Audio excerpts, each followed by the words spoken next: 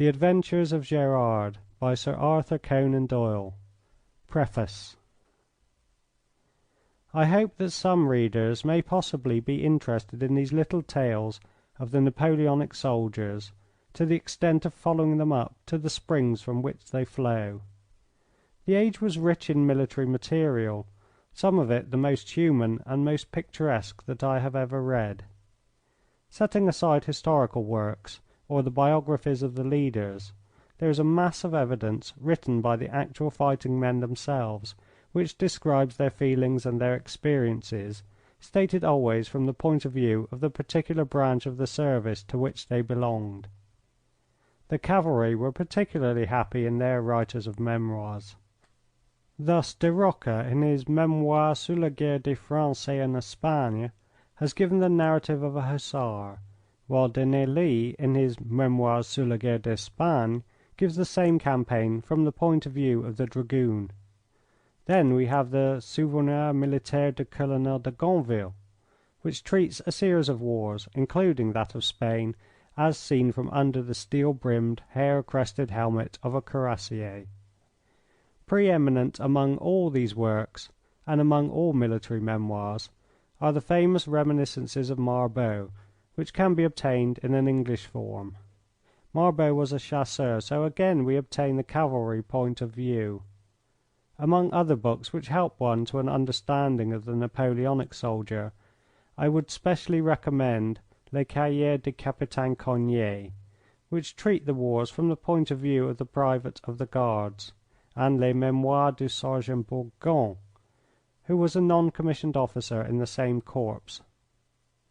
The Journal of Sergeant Fricasse and the Recollections of de Fesnac and of de Segur complete the materials from which I have worked in my endeavour to give a true historical and military atmosphere to an imaginary figure. Arthur Conan Doyle, March 1903. How Brigadier Gerard Lost His Ear. It was the old brigadier who was talking in the cafe. I have seen a great many cities, my friends. I would not dare to tell you how many I have entered as a conqueror with 800 of my little fighting devils clanking and jingling behind me. The cavalry were in front of the Grande Armée, and the Hussars of Conflans were in front of the cavalry, and I was in front of the Hussars. But of all the cities which we visited, Venice is the most ill-built and ridiculous. I cannot imagine how the people who laid it out thought that the cavalry could manoeuvre. It would puzzle Murat or Lasalle to bring a squadron into that square of theirs. For this reason we left Kellermann's heavy brigade and also my own Hussars at Padua on the mainland. But Suchet with the infantry held the town, and he had chosen me as his aide-de-camp for that winter because he was pleased about the affair of the Italian fencing master at Milan. The fellow was a good swordsman, and it was fortunate for the credit of French arms that it was I who was opposed to him. Besides, he deserved a lesson, for if one does not like a prima donna's singing one can always be silent, but it is intolerable that a public affront should be put upon a pretty woman. So the sympathy was all with me, and after the affair had blown over and the man's widow had been pensioned, Suchet chose me as his own galloper, and I followed him to Venice, where I had the strange adventure which I am about to tell you. You have not been to Venice? No, for it is seldom that the French travel. We were great travellers in those days. From Moscow to Cairo we had travelled everywhere, but we went in larger parties than were convenient to those whom we visited, and we carried our passports in our limbers. It will be a bad day for Europe when the French start travelling again, for they are slow to leave their homes, but when they have done so no one can say how far they will go if they have a guide like our little man to point out the way. But the great days are gone and the great men are dead, and here am I, the last of them, drinking wine of Suresnes and telling old tales in a cafe. But it is of Venice that I would speak. The folk there live like water rats upon a mud bank, but the houses are very fine, and the churches, especially that of St. Mark, are as great as any I have seen. but above all they are proud of their statues and their pictures, which are the most famous in Europe. There are many soldiers who think that because one's trade is to make war one should never have a thought above fighting and plunder. There was old Bouvet, for example, the one who was killed by the Prussians on the day that I won the Emperor's medal. If you took him away from the camp and the canteen and spoke to him of books or of art, he would sit and stare at you. But the highest soldier is a man like myself, who can understand the things of the mind and the soul. It is true that I was very young when I joined the army, and that the quartermaster was my only teacher. But if you go about the world with your eyes open you cannot help learning a great deal. Thus I was able to admire the pictures in Venice and to know the names of the great men, Michael Titiens and Angelus, and the others who had painted them. No one can say that Napoleon did not admire them also, for the very first thing which he did when he captured the town was to send the best of them to Paris. We all took what we could get, and I had 2 pictures for my share. One of them, called Nymphs Surprised, I kept for myself, and the other, Saint Barbara, I sent as a present for my mother. It must be confessed, however, that some of our men behaved very badly in this matter of the statues and the pictures. The people at Venice were very much attached to them, and as to the 4 bronze horses which stood over the gate of their great church, they loved them as dearly as if they had been their children.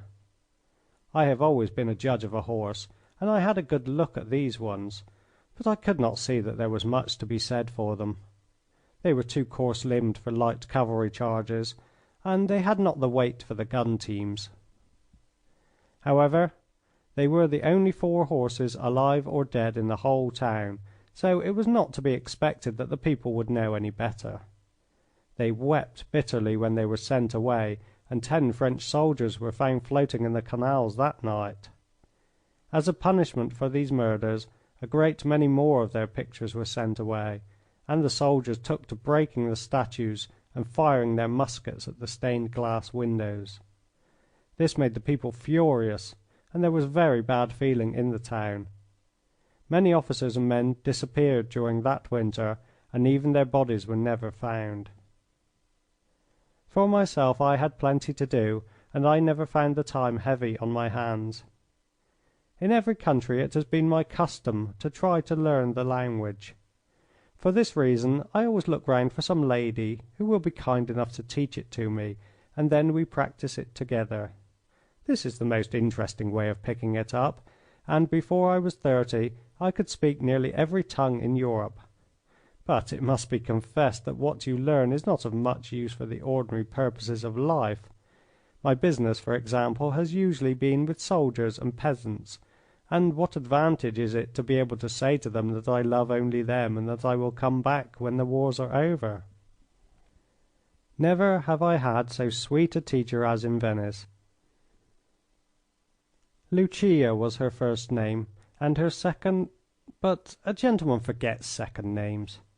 I can say this with all discretion, that she was one of the senatorial families of Venice, and that her grandfather had been Doge of the town. She was of an exquisite beauty, and when I, Etienne Gerard, use such a word as exquisite, my friends, it has a meaning. I have judgment, I have memories, I have the means of comparison. Of all the women who have loved me, there are not 20 to whom I could apply such a term as that. But I say again, Lucia was exquisite. Of the dark type I do not recall her equal, unless it were Dolores of Toledo. There was a little brunette whom I loved at Santarem when I was soldiering under Massena in Portugal. Her name has escaped me. She was of a perfect beauty, but she had not the figure nor the grace of Lucia. There was Agnes also. I could not put one before the other, but I do none an injustice when I say that Lucia was the equal of the best.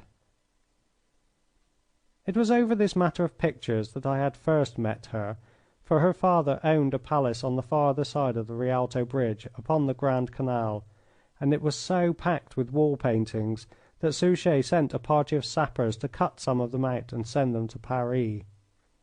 I had gone down with them, and after I had seen Lucia in tears It appeared to me that the plaster would crack if it were taken from the support of the wall. I said so, and the sappers were withdrawn. After that I was the friend of the family, and many a flask of Chianti have I cracked with the father, and many a sweet lesson have I had from the daughter. Some of our French officers married in Venice that winter, and I might have done the same, for I loved her with all my heart. But Etienne Gerard has his sword, his horse, his regiment, his mother, his emperor, and his career. A debonair hussar has room in his life for love, but none for a wife. So I thought then, my friends, but I did not see the lonely days when I should long to clasp those vanished hands and turn my head away when I saw old comrades with their tall children standing round their chairs. This love which I had thought was a joke and a plaything, it is only now that I understand that it is the moulder of one's life, the most solemn and sacred of all things. Thank you, my friend, thank you. It is a good wine, and a second bottle cannot hurt. And now I will tell you how my love for Lucia was the cause of one of the most terrible of all the wonderful adventures which have ever befallen me, and how it was that I came to lose the top of my right ear. You have often asked me why it was missing. Tonight, for the first time, I will tell you. Suchet's headquarters at that time was the old palace of the Doge d'Andelot, which stands on the lagoon not far from the Place of San Marco. It was near the end of the winter, and I had returned one night from the Theatre Goldini when I found a note from Lucia and a gondola waiting.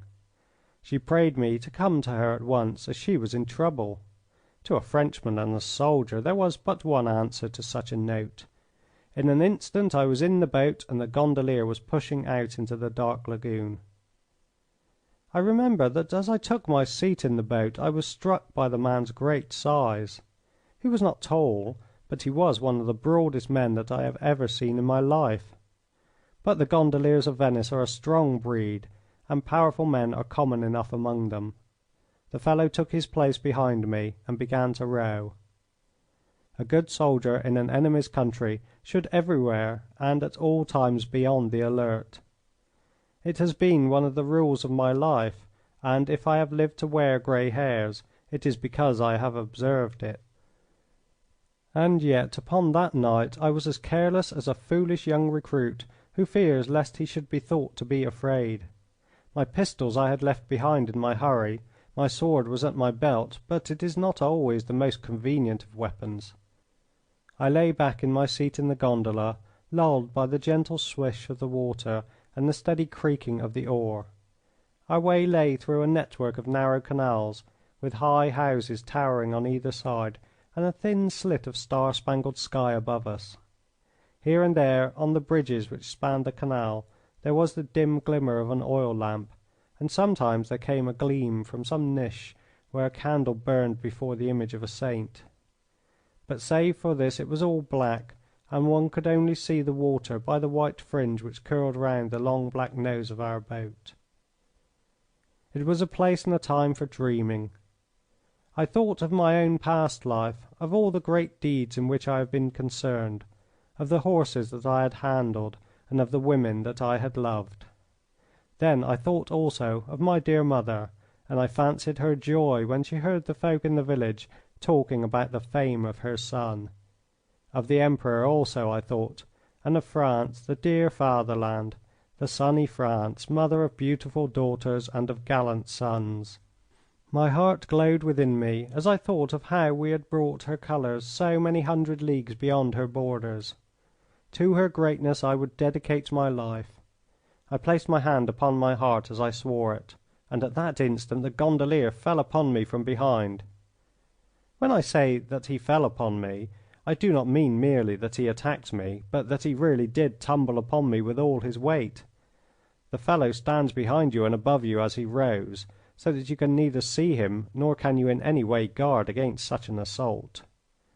One moment I had sat with my mind filled with sublime resolutions, the next I was flattened out upon the bottom of the boat, the breath dashed out of my body, and this monster pinning me down. I felt the fierce pants of his hot breath upon the back of my neck. In an instant he had torn away my sword, had slipped a sack over my head, and had tied a rope firmly round the outside of it. There I was at the bottom of the gondola, as helpless as a trussed fowl. I could not shout, I could not move, I was a mere bundle.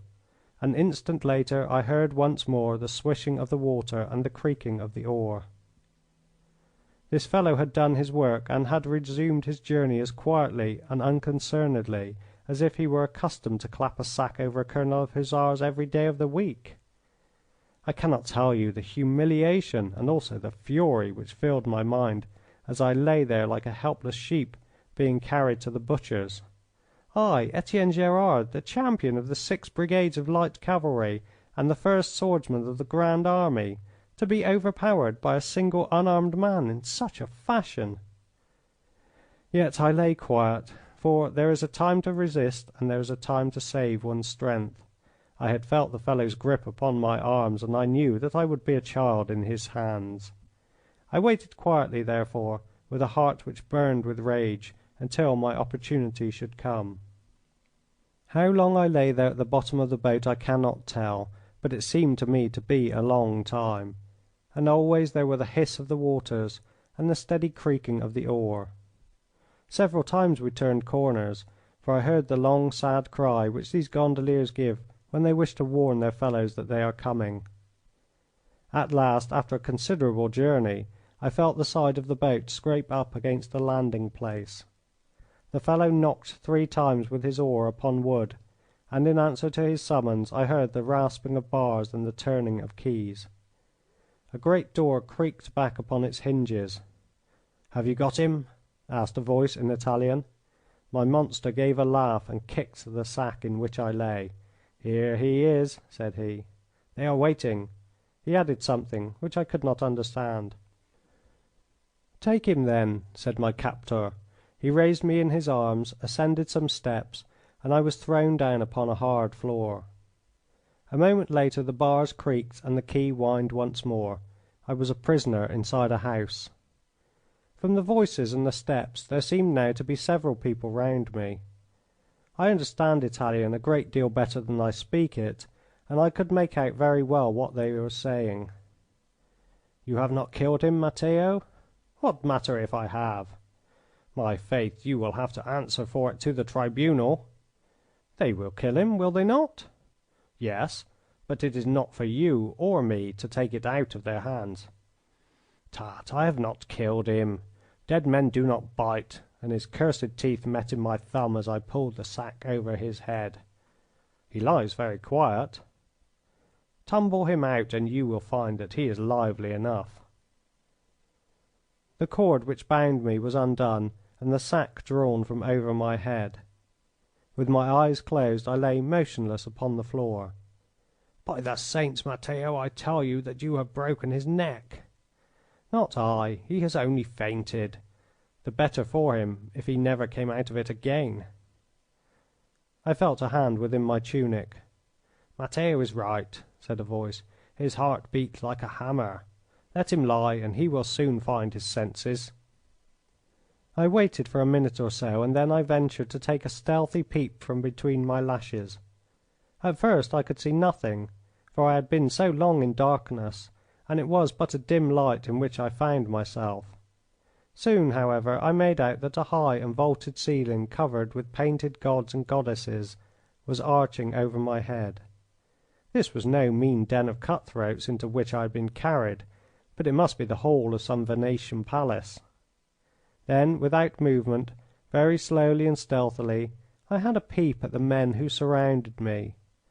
There was the gondolier, a swart, hard-faced, murderous ruffian, and beside him were 3 other men, one of them a little twisted fellow, with an air of authority and several keys in his hand. The other 2 tall young servants in a smart livery. As I listened to their talk I saw that the small man was the steward of the house, and that the others were under his orders. There were 4 of them, then, but the little steward might be left out of the reckoning. Had I a weapon I should have smiled at such odds as those, but hand to hand I was no match for the one even without 3 others to aid him. Cunning, then, not force, must be my aid. I wished to look round for some mode of escape, and in doing so I gave an almost imperceptible movement of my head. Slight as it was, it did not escape my guardians. "Come, wake up, wake up!" cried the steward. "Get on your feet, little Frenchman," growled the gondolier. "Get up, I say!" And for the second time he spurned me with his foot. Never in the world was a command obeyed so promptly as that one. In an instant I had bounded to my feet and rushed as hard as I could to the back of the hall. They were after me, as I have seen the English hounds follow a fox, but there was a long passage down which I tore. It turned to the left and again to the left, and then I found myself back in the hall once more. They were almost within touch of me, and there was no time for thought. I turned towards the staircase, but two men were coming down it. I dodged back and tried the door through which I had been brought, but it was fastened with great bars and I could not loosen them. The gondolier was on me with his knife, but I met him with a kick on the body which stretched him on his back. His dagger flew with a clatter across the marble floor. I had no time to seize it, for there were half a dozen of them now clutching at me. As I rushed through them the little steward thrust his leg before me, and I fell with a crash. But I was up in an instant, and breaking from their grasp I burst through the very middle of them and made for a door at the other end of the hall. I reached it well in front of them, and I gave a shout of triumph as the handle turned freely in my hand, for I could see that it led to the outside and that all was clear for my escape. But I had forgotten this strange city in which I was. Every house is an island. As I flung open the door, ready to bound out into the street, the light of the hall shone upon the deep, still, black water which lay flush with the topmost step.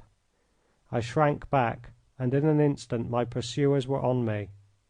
But I am not taken so easily. Again I kicked and fought my way through them, though one of them tore a handful of hair from my head in his effort to hold me. The little steward struck me with a key, and I was battered and bruised, but once more I cleared a way in front of me.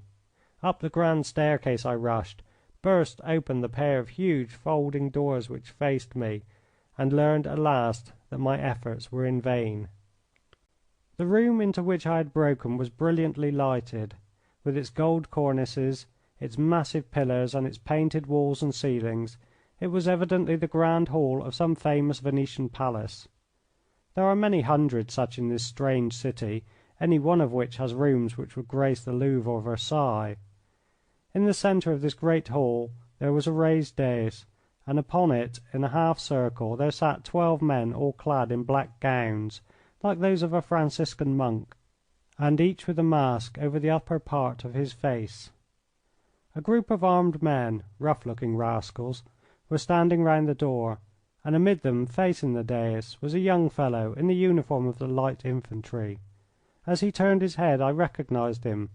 It was Captain Auret of the 7th, a young Basque with whom I had drunk many a glass during the winter. He was deadly white, poor wretch, but he held himself manfully amid the assassins who surrounded him. Never shall I forget the sudden flash of hope which shone in his dark eyes when he saw a comrade burst into the room, or the look of despair which followed as he understood that I had come not to change his fate but to share it. You can think how amazed these people were when I hurled myself into their presence.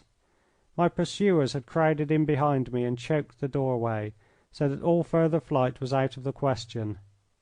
It is at such instants that my nature asserts itself. With dignity I advanced toward the tribunal.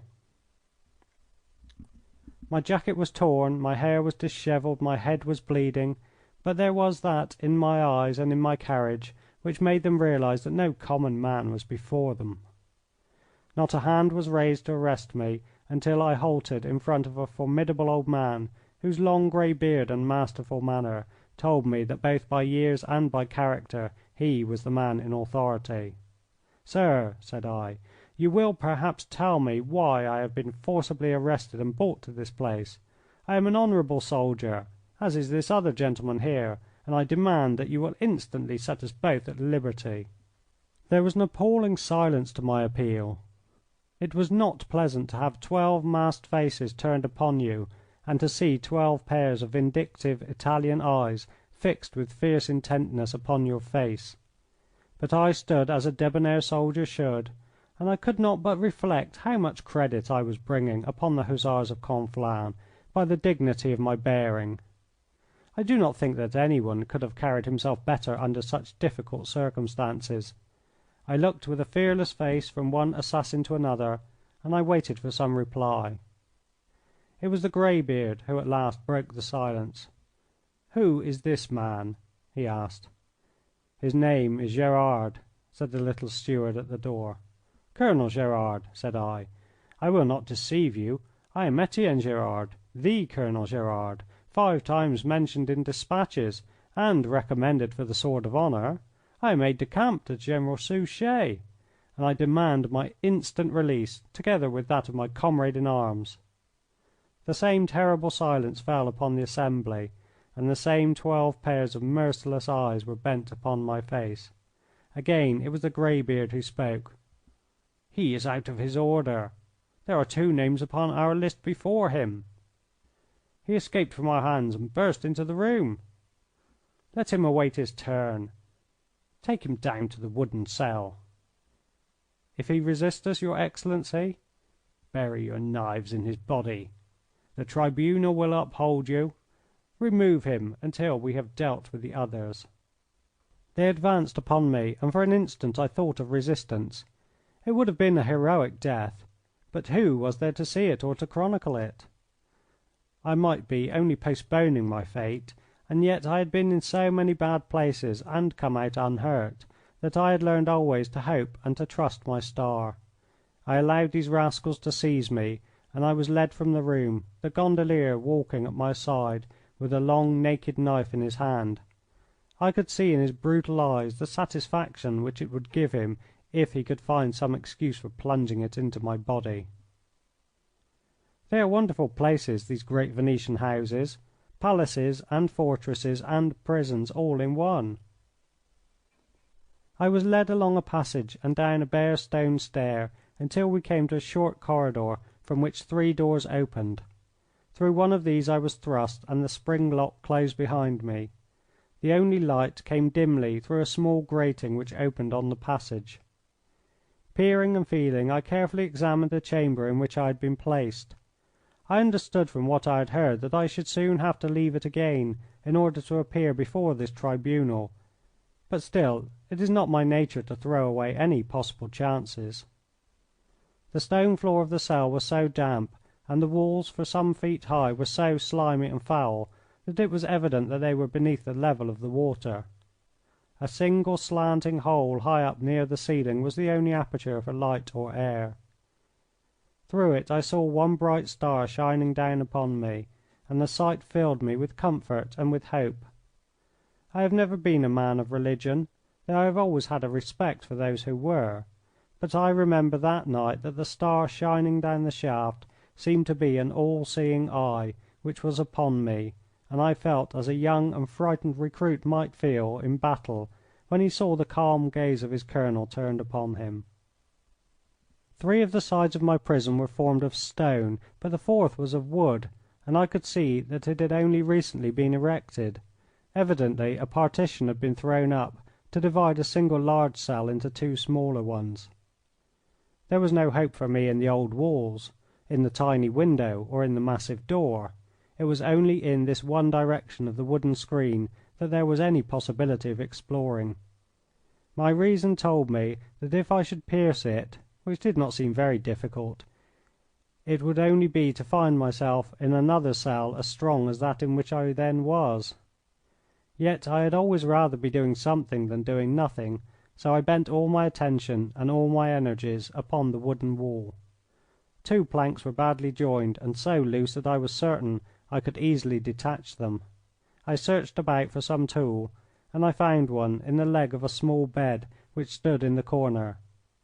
I forced the end of this into the chink of the planks, and I was about to twist them outward when the sound of rapid footsteps caused me to pause and to listen. I wish I could forget what I heard. Many a hundred men have I seen die in battle, and I have slain more myself than I care to think of, but all that was fair fight and the duty of a soldier. It was a very different matter to listen to a murder in this den of assassins. They were pushing someone along the passage, someone who resisted and who clung to my door as he passed. They must have taken him into the third cell, the one which was farthest from me. "Help! Help!" cried a voice, and then I heard a blow and a scream. "Help! Help!" cried the voice again, and then "Gerard! Colonel Gerard!" It was my poor captain of infantry whom they were slaughtering. "Murderers! Murderers!" I yelled, and I kicked at my door. But again I heard him shout, and then everything was silent. A minute later there was a heavy splash, and I knew that no human eye would ever see Auret again. He had gone as 100 others had gone whose names were missing from the roll calls of their regiments during that winter in Venice. The steps returned along the passage, and I thought that they were coming for me. Instead of that they opened the door of the cell next to mine, and they took someone out of it. I heard the steps die away up the stair. At once I renewed my work upon the planks, and within a very few minutes I had loosened them in such a way that I could remove and replace them at pleasure. Passing through the aperture, I found myself in the farther cell, which, as I expected, was the other half of the one in which I had been confined. I was not any nearer to escape than I had been before, for there was no other wooden wall which I could penetrate, and the spring lock of the door had been closed. There were no traces to show who was my companion in misfortune. Closing the two loose planks behind me, I returned to my own cell and waited there with all the courage which I could command for the summons which would probably be my death knell. It was a long time in coming, but at last I heard the sound of feet once more in the passage, and I nerved myself to listen to some other odious deed and to hear the cries of the poor victim. Nothing of the kind occurred, however, and the prisoner was placed in the cell without violence. I had no time to peep through my hole of communication, for next moment my own door was flung open and my rascally gondolier, with the other assassins, came into the cell. "Come, Frenchman," said he. He held his blood-stained knife in his great hairy hand, and I read in his fierce eyes that he only looked for some excuse in order to plunge it into my heart. Resistance was useless. I followed without a word. I was led up the stone stair and back into that gorgeous chamber in which I had left the secret tribunal. I was ushered in, but to my surprise it was not on me that their attention was fixed. One of their own number, a tall, dark young man, was standing before them and was pleading with them in low, earnest tones. His voice quivered with anxiety and his hands darted in and out or writhed together in an agony of entreaty. "You cannot do it! You cannot do it!" he cried. "I implore the tribunal to reconsider this decision." "Stand aside, brother," said the old man who presided. "The case is decided and another is up for judgment." "For Heaven's sake, be merciful!" cried the young man. "We have already been merciful," the other answered. "Death would have been a small penalty for such an offence. Be silent and let judgment take its course." I saw the young man throw himself in an agony of grief into his chair. I had no time, however, to speculate as to what it was which was troubling him, for his 11 colleagues had already fixed their stern eyes upon me. The moment of fate had arrived. "You are Colonel Gerard?" said the terrible old man. "I am." "Aide de camp to the robber who calls himself General Suchet, who in turn represents that arch robber Bonaparte?" It was on my lips to tell him that he was a liar. But there is a time to argue and a time to be silent. "I am an honourable soldier," said I. "I have obeyed my orders and done my duty." The blood flushed into the old man's face and his eyes blazed through his mask. "You are thieves and murderers, every man of you!" he cried. "What are you doing here? You are Frenchmen. Why are you not in France? Did we invite you to Venice? By what right are you here? Where are our pictures? Where are the horses of St. Mark? Who are you that you should pilfer those treasures which our fathers through so many centuries have collected? We were a great city when France was a desert. You are drunken, brawling, ignorant soldiers, have undone the work of saints and heroes. What have you to say to it?" He was indeed a formidable old man, for his white beard bristled with fury and he barked out the little sentences like a savage hound. For my part, I could have told him that his pictures would be safe in Paris, that his horses were really not worth making a fuss about, and that he could see heroes I say nothing of saints without going back to his ancestors or even moving out of his chair. All this I could have pointed out, but one might as well argue with a Mameluke about religion. I shrugged my shoulders and said nothing. "The prisoner has no defence," said one of my masked judges. "Has anyone any observation to make before judgment is passed?" The old man glared round him at the others. "There is one matter, your Excellency," said another. "It can scarce be referred to without reopening a brother's wounds, but I would remind you that there is a very particular reason why an exemplary punishment should be inflicted in the case of this officer." "I had not forgotten it," the old man answered. "Brother, if the tribunal has injured you in one direction, it will give you ample satisfaction in another." The young man who had been pleading when I entered the room staggered to his feet. "I cannot endure it!" he cried. "Your Excellency must forgive me. The tribunal can act without me. I am ill. I am mad." He flung his hands out with a furious gesture and rushed from the room. "Let him go! Let him go!" said the President. "It is indeed more than can be asked of flesh and blood that he should remain under this roof. But he is a true Venetian, and when the first agony is over he will understand that it could not be otherwise." I had been forgotten during this episode, and though I am not a man who is accustomed to being overlooked, I should have been all the happier had they continued to neglect me. But now the old President glared at me again like a tiger who comes back to his victim. "You shall pay for it all, and it is but justice that you should," he said. "You, an upstart adventurer and foreigner, have dared to raise your eyes in love to the granddaughter of a Doge of Venice who was already betrothed to the heir of the Loredans. He who enjoys such privileges must pay a price for them." "It cannot be higher than they are worth," said I. "You will tell us that when you have made a part payment," said he. "Perhaps your spirit may not be so proud by that time. Matteo, you will lead this prisoner to the wooden cell. To-night is Monday. Let him have no food or water, and let him be led before the tribunal again on Wednesday night. We shall then decide upon the death which he is to die." It was not a pleasant prospect, and yet it was a reprieve. One is thankful for small mercies when a hairy savage with a blood-stained knife is standing at one's elbow. He dragged me from the room, and I was thrust down the stairs and back into my cell. The door was locked, and I was left to my reflections. My first thought was to establish connection with my neighbour in misfortune. I waited until the steps had died away, and then I cautiously drew aside the two boards and peeped through.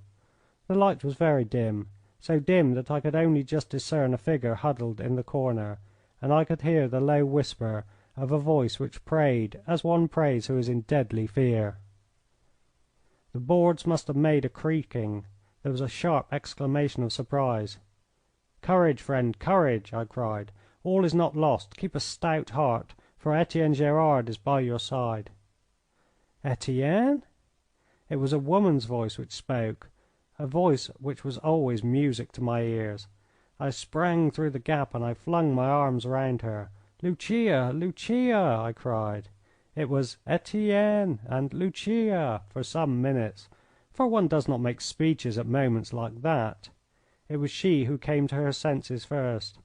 "Oh, Etienne, they will kill you! How came you into their hands?" "In answer to your letter." "I wrote no letter." "The cunning demons! But you?" "I came also in answer to your letter." "Lucia, I wrote no letter." "They have trapped us both with the same bait." "I care nothing about myself, Lucia. Besides, there is no pressing danger with me. They have simply returned me to my cell." "Oh, Etienne, Etienne, they will kill you. Lorenzo is there." "The old greybeard?" "No, no, a young dark man. He loved me, and I thought I loved him until I learned what love is, Etienne. He will never forgive you. He has a heart of stone." "Let them do what they like. They cannot rob me of the past, Lucia. But you, what about you?" "It will be nothing, Etienne. Only a pang for an instant, and then all over. They mean it as a badge of infamy, dear, but I will carry it like a crown of honour, since it was through you that I gained it." Her words froze my blood with horror. All my adventures were insignificant compared to this terrible shadow which was creeping over my soul. "Lucia, Lucia!" I cried. "For pity's sake, tell me what these butchers are about to do. Tell me, Lucia, tell me." "I will not tell you, Etienne, for it would hurt you far more than it would me." Well, I will tell you, lest you should fear it was something worse. The President has ordered that my ear be cut off, that I may be marked for ever as having loved a Frenchman." Her ear, the dear little ear which I had kissed so often. I put my hand to each little velvet shell to make certain that this sacrilege had not yet been committed. Only over my dead body should they reach them. I swore it to her between my clenched teeth. "You must not care, Etienne, and yet I love that you should care all the same." "They shall not hurt you, the fiends!" "I have hopes, Etienne. Lorenzo is there. He was silent while I was judged, but he may have pleaded for me after I was gone." "He did. I heard him." "Then he may have softened their hearts." I knew that it was not so, but how could I bring myself to tell her? I might as well have done so, for with the quick instinct of woman my silence was speech to her. "They would not listen to him. You need not fear to tell me, dear, for you will find that I am worthy to be loved by such a soldier. Where is Lorenzo now?" "He left the hall." "Then he may have left the house as well." "I believe that he did." "He has abandoned me to my fate. Etienne, Etienne, they are coming!" Afar off I heard those fateful steps and the jingle of distant keys. What were they coming for now? Since there were no other prisoners to drag to judgment, it could only be to carry out the sentence upon my darling. I stood between her and the door, with the strength of a lion in my limbs. I would tear the house down before they should touch her. Go back!" she cried. "They will murder you, Etienne. My life at least is safe. For the love you bear me, Etienne, go back. It is nothing. I will make no sound. You will not hear that it is done." She wrestled with me, this delicate creature, and by main force she dragged me to the opening between the cells. But a sudden thought had crossed my mind.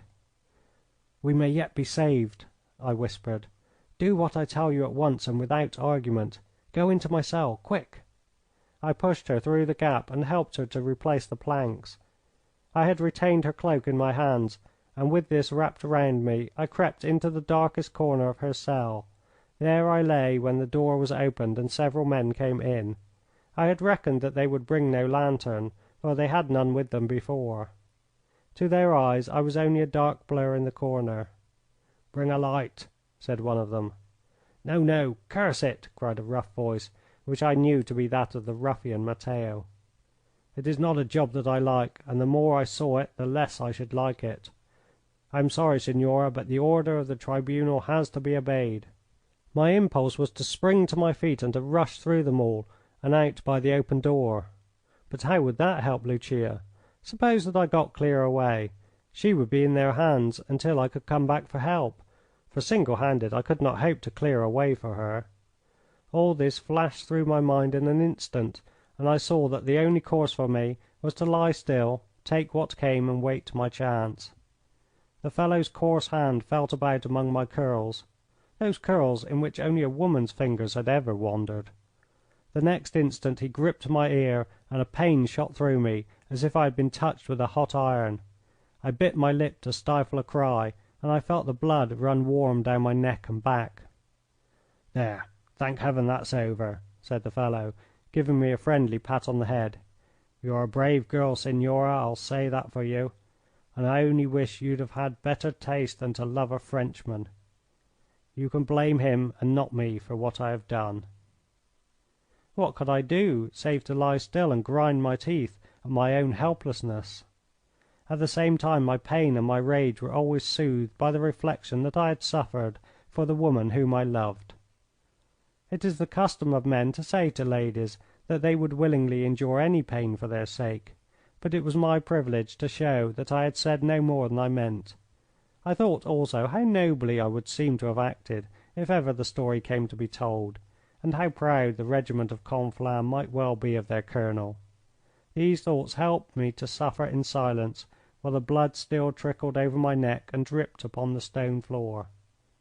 It was that sound which nearly led to my destruction. "She's bleeding fast," said one of the valets. "You had best fetch a surgeon, or you will find her dead in the morning." "She lies very still, and she has never opened her mouth," said another. "The shock has killed her." "Nonsense! A young woman does not die so easily." It was Matteo who spoke. "Besides, I did but snip off enough to leave the tribunal's mark upon her." "Rouse up, signora, rouse up!" He shook me by the shoulder, and my heart stood still for fear he should feel the epaulette under the mantle. "How is it with you now?" he asked. I made no answer. "Curse it! I wish I had to do with a man instead of a woman, and the fairest woman in Venice," said the gondolier. "Here, Nicholas, lend me your handkerchief and bring a light." It was all over. The worst had happened. Nothing could save me. I still crouched in the corner, but I was tense in every muscle, like a wild cat about to spring. If I had to die I was determined that my end should be worthy of my life.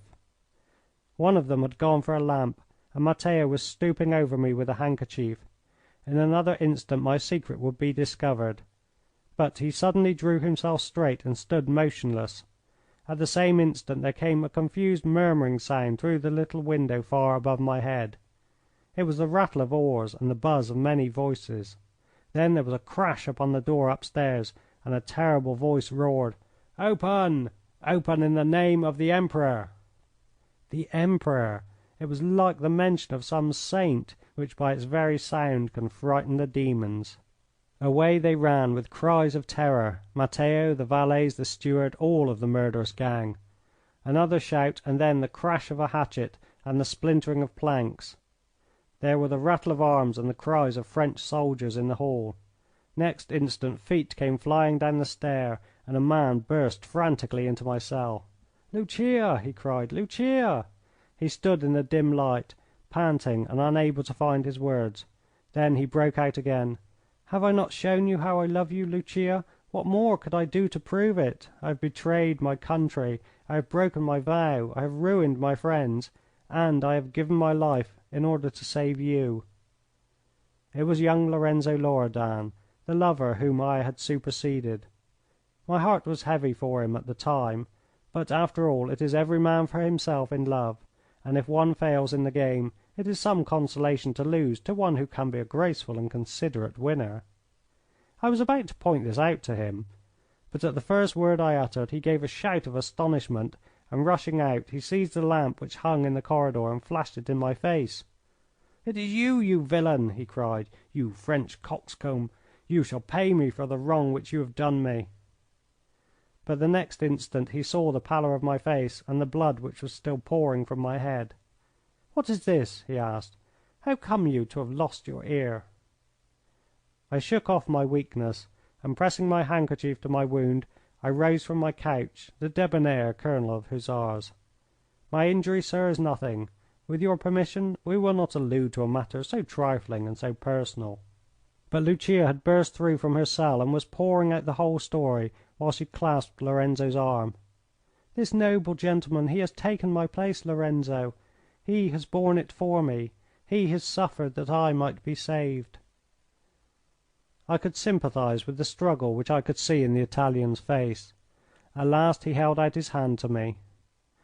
"Colonel Gerard," he said, "you are worthy of a great love. I forgive you, for if you have wronged me you have made a noble atonement. But I wonder to see you alive. I left the tribunal before you were judged, but I understood that no mercy would be shown to any Frenchman since the destruction of the ornaments of Venice." "He did not destroy them," cried Lucia. "He has helped to preserve those in our palace." "One of them, at any rate," said I, as I stooped and kissed her hand. This was the way, my friends, in which I lost my ear. Lorenzo was found stabbed to the heart in the Piazza of St. Mark within 2 days of the night of my adventure. Of the tribunal and its ruffians, Matteo and 3 others were shot, the rest banished from the town. Lucia, my lovely Lucia, retired into a convent at Murano after the French had left the city, and there she still may be, some gentle lady abbess who has perhaps long forgotten the days when our hearts throbbed together and when the whole great world seemed so small a thing beside the love which burned in our veins. Or perhaps it may not be so. Perhaps she is not forgotten. There may still be times when the peace of the cloister is broken by the memory of the old soldier who loved her in those distant days. Youth is past and passion is gone, but the soul of the gentleman can never change. And still Etienne Gerard would bow his grey head before her, and would very gladly lose his other ear if he might do her a service. Have I ever told you, my friends, the circumstances connected with my joining the Hussars of Conflans at the time of the siege of Saragossa, and the very remarkable exploit which I performed in connection with the taking of that city? No? Then you have indeed something still to learn. I will tell it to you exactly as it occurred. Save for 2 or 3 men and a score or 2 of women, you are the first who have ever heard the story. You must know, then, that it was in the 2nd Hussars, called the Hussars of Chamberan, that I had served as a lieutenant and as a junior captain. At the time I speak of, I was only 25 years of age, as reckless and desperate a man as any in that great army.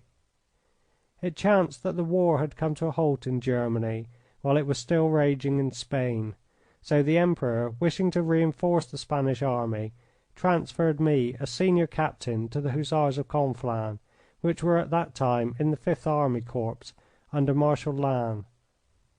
It was a long journey from Berlin to the Pyrenees. My new regiment formed part of the force which, under Marshal Lannes, was then besieging the Spanish town of Saragossa. I turned my horse's head in that direction, therefore, and behold me a week or so later at the French headquarters, whence I was directed to the camp of the Hussars of Conflans. You have read, no doubt, of this famous siege of the Saragossa, and I will only say that no general could have had a harder task than that with which Marshal Lannes was confronted.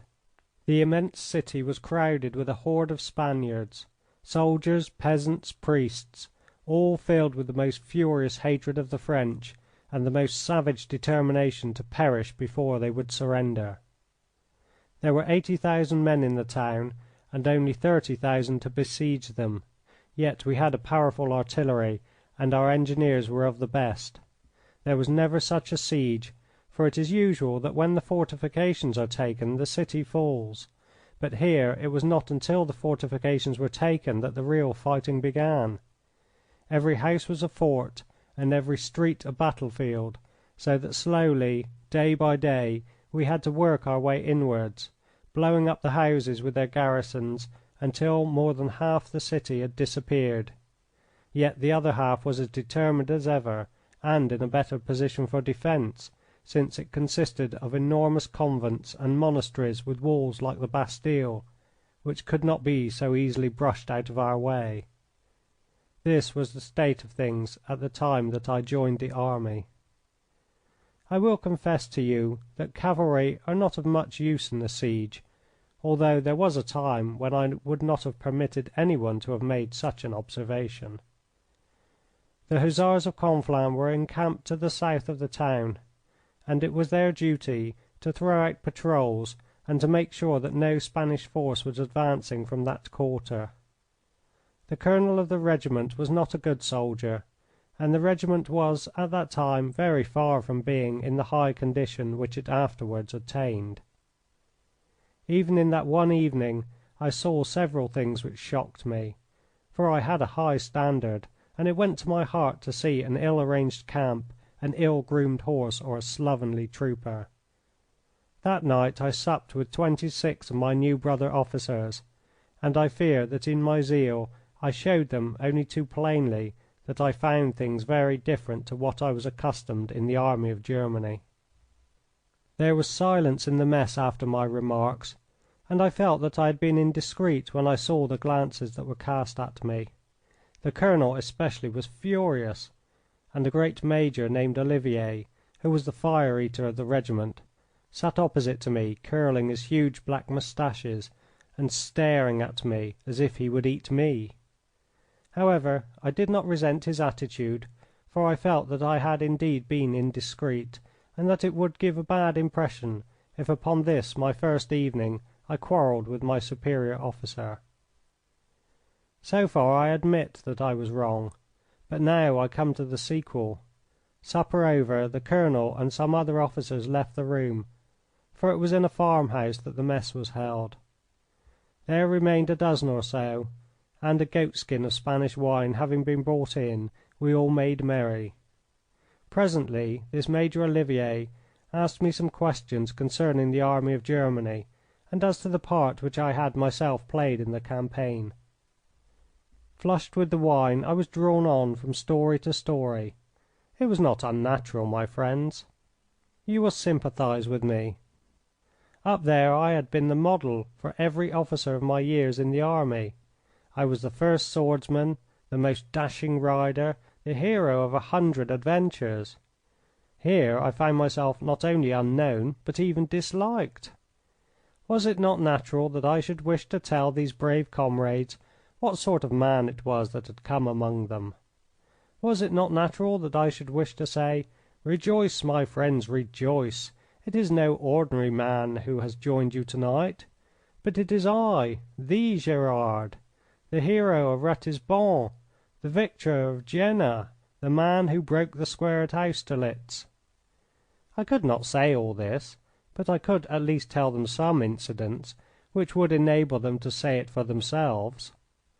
I did so. They listened unmoved. I told them more.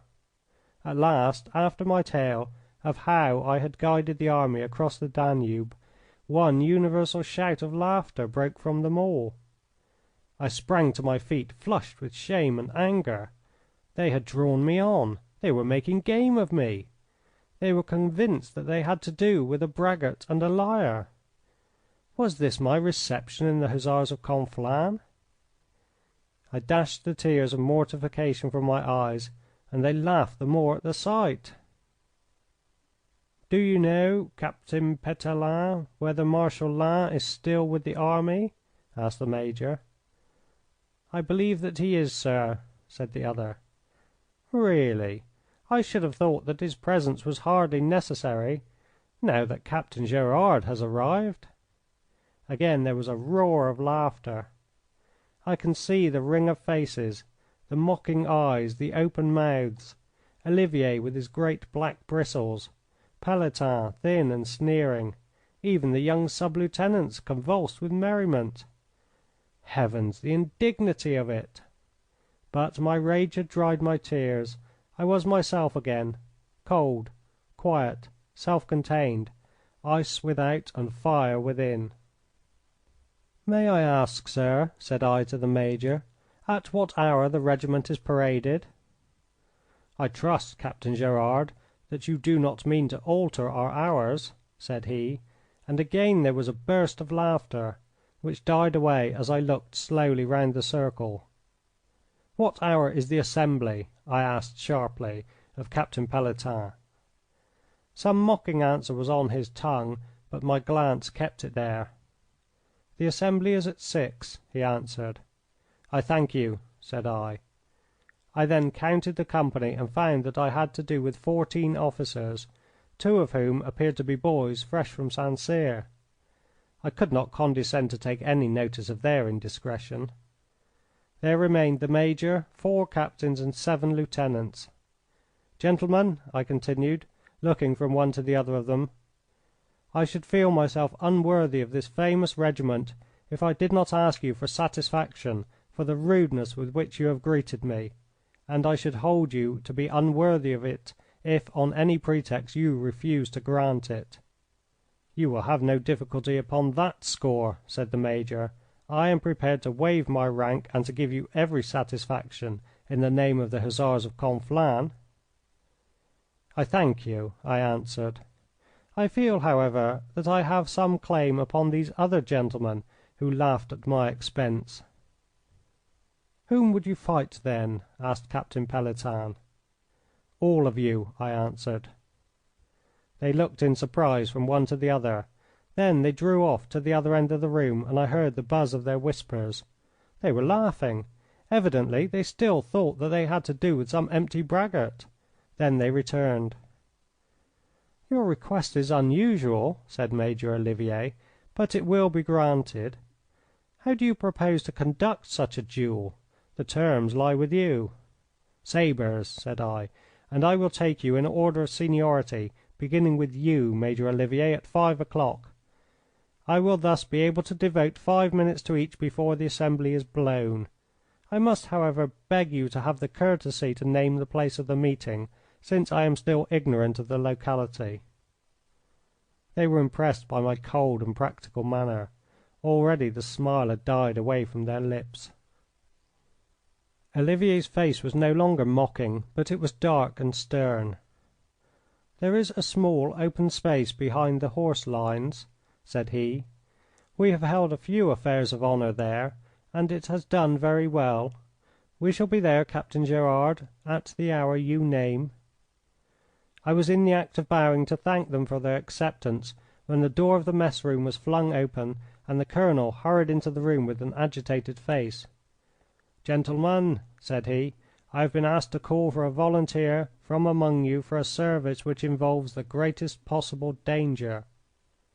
I will not disguise from you that the matter is serious in the last degree, and that Marshal Lannes has chosen a cavalry officer because he can be better spared than an officer of infantry or of engineers. Married men are not eligible. Of the others, who will volunteer?" I need not say that all the unmarried officers stepped to the front. The colonel looked round in some embarrassment. I could see his dilemma.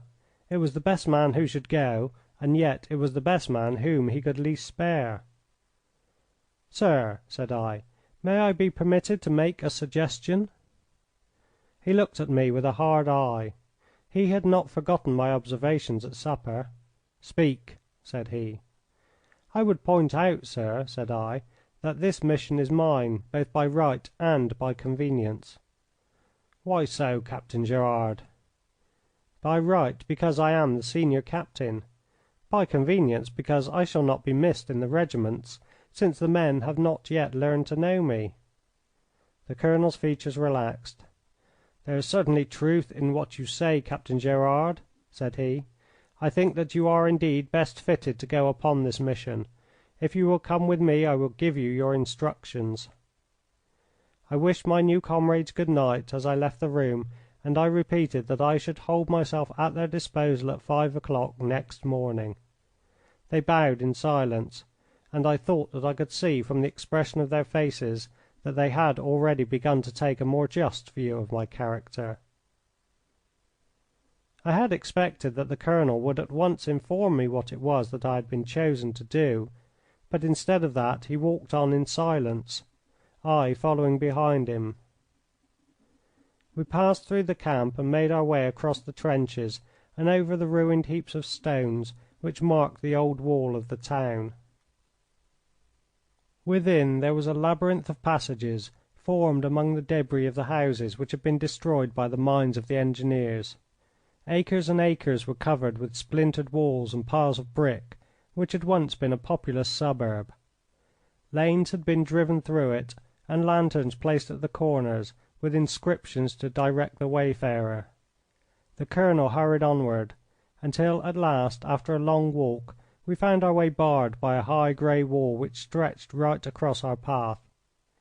Here, behind a barricade, lay our advance guard. The colonel led me into a roofless house, and there I found two general officers, a map stretched over a drum in front of them, they kneeling beside it and examining it carefully by the light of a lantern. The one with the clean-shaven face and the twisted neck was Marshal Lannes. The other was General Razout, the head of the Engineers. "Captain Gerard has volunteered to go," said the colonel. Marshal Lannes rose from his knees and shook me by the hand.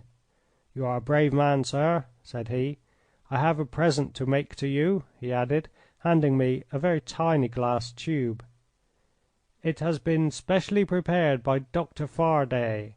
At the supreme moment you have but to put it to your lips and you will be dead in an instant." This was a cheerful beginning. I will confess to you, my friends, that a cold chill passed up my back and my hair rose upon my head. "Excuse me, sir," said I, as I saluted.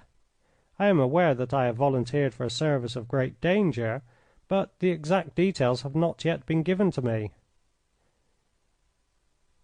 "Colonel Perrin," said Lannes, severely, "it is unfair to allow this brave officer to volunteer before he has learned what the perils are to which he will be exposed." But already I was myself once more. "Sir," said I, "permit me to remark that the greater the danger the greater the glory, and that I could only repent of volunteering if I found that there were no risks to be run." It was a noble speech, and my appearance gave force to my words. For the moment I was a heroic figure. As I saw Lannes's eyes fixed in admiration upon my face, it thrilled me to think how splendid was the debut which I was making in the army of Spain. If I died that night my name would not be forgotten. My new comrades and my old, divided in all else, would still have a point of union in their love and admiration of Etienne Gerard. "General Razout, explain the situation," said Lannes briefly. The engineer officer rose, his compasses in his hand. He led me to the door and pointed to the high grey wall which towered up amongst the debris of the shattered houses. "That is the enemy's present line of defence," said he. "It is the wall of the great convent of the Madonna. If we can carry it the city must fall. But they have run countermines all round it, and the walls are so enormously thick that it would be an immense labour to breach it with artillery. We happen to know, however, that the enemy have a considerable store of powder in one of the lower chambers. If that could be exploded the way would be clear for us." "How can it be reached?" I asked. "I will explain. We have a French agent within the town named Hubert. This brave man has been in constant communication with us, and he had promised to explode the magazine. It was to be done in the early morning, and for 2 days running we have had a storming party of 1,000 grenadiers waiting for the breach to be formed. But there has been no explosion, and for these 2 days we have had no communication from Hubert. The question is, what has become of him?" "You wish me to go and see?" "Precisely. Is he ill, or wounded, or dead? Shall we still wait for him, or shall we attempt the attack elsewhere? We cannot determine this until we have heard from him. This is a map of the town, Captain Gerard. You perceive that within this ring of convents and monasteries are a number of streets which branch off from a central square. If you come so far as this square you will find the cathedral at one corner. In that corner is the street of Toledo. Hubert lives in a small house between a cobbler's and a wine shop, on the right-hand side as you go from the cathedral. Do you follow me?" "Clearly." "You are to reach that house, to see him, and to find out if his plan is still feasible or if we must abandon it."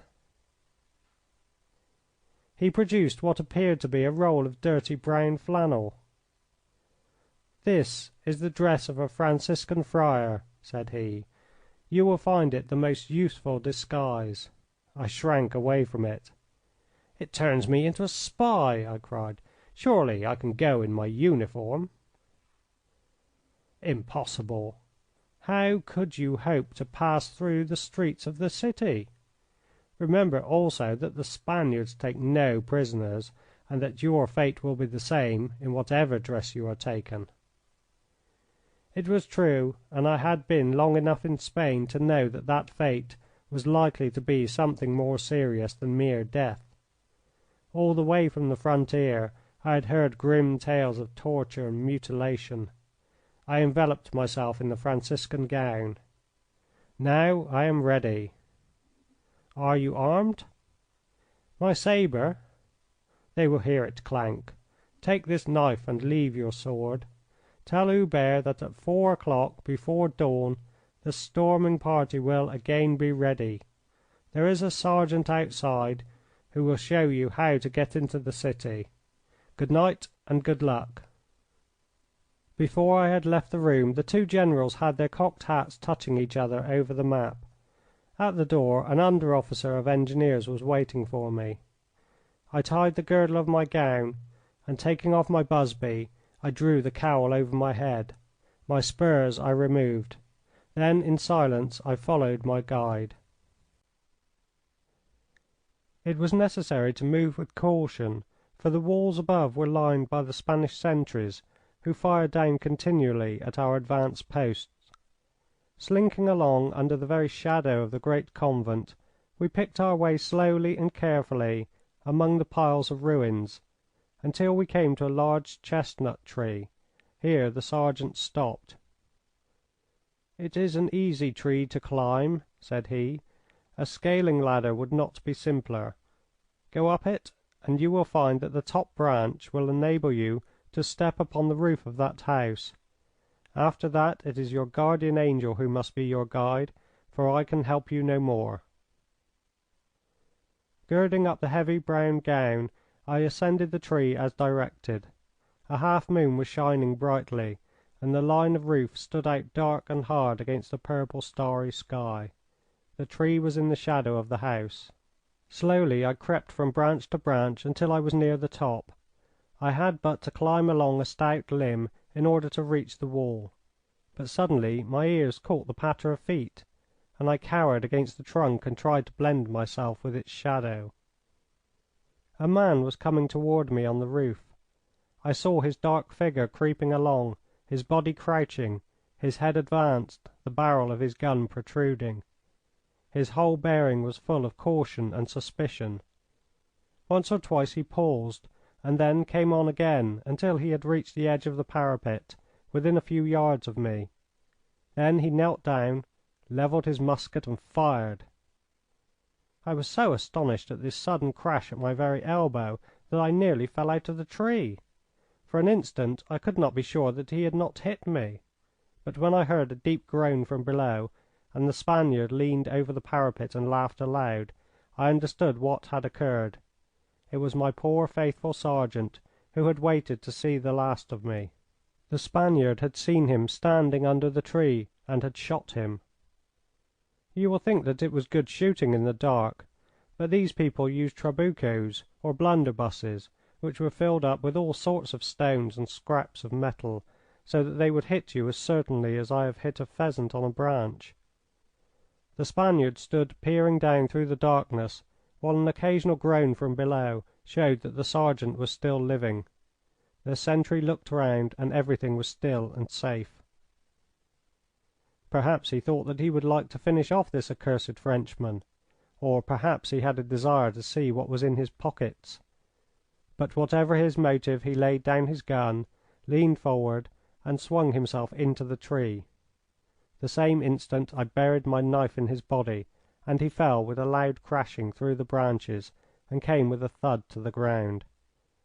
I heard a short struggle below and an oath or two in French. The wounded sergeant had not waited long for his vengeance.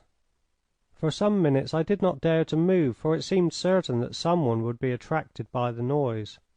However, all was silent, save for the chimes striking midnight in the city. I crept along the branch and lifted myself on to the roof.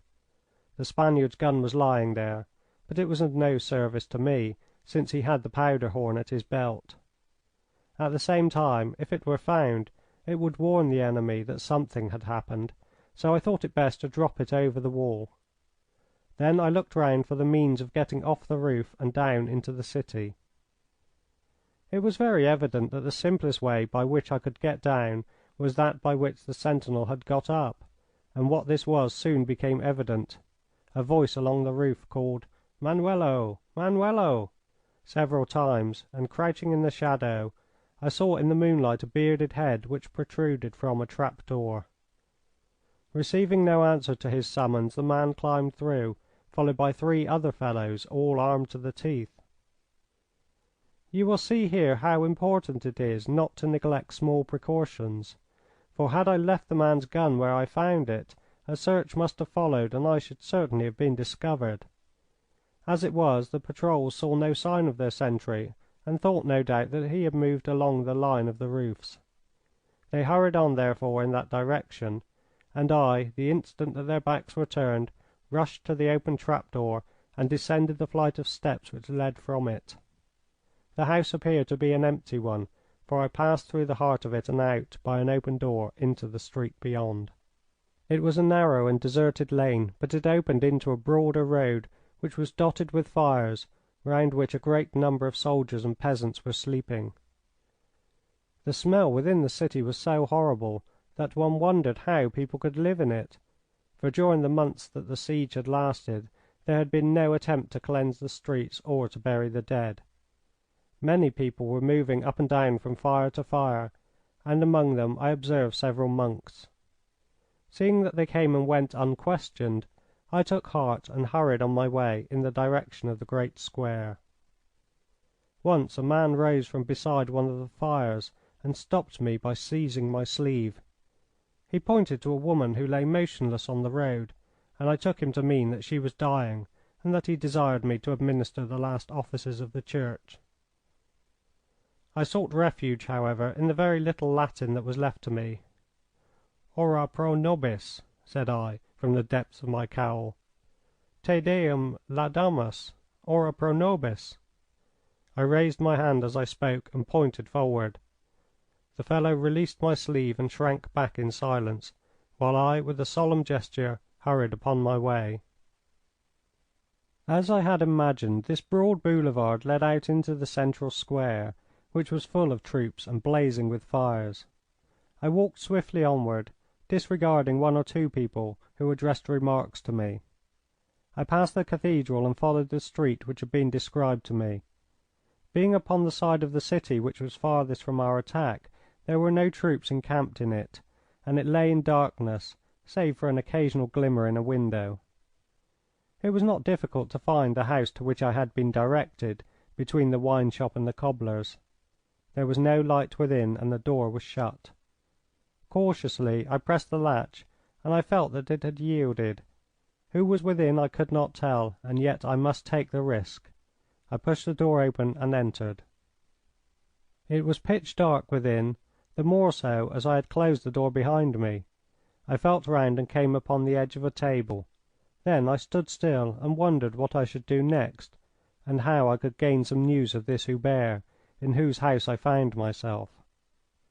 Any mistake would cost me not only my life but the failure of my mission. Perhaps he did not live alone. Perhaps he was only a lodger in a Spanish family, and my visit might bring ruin to him as well as to myself.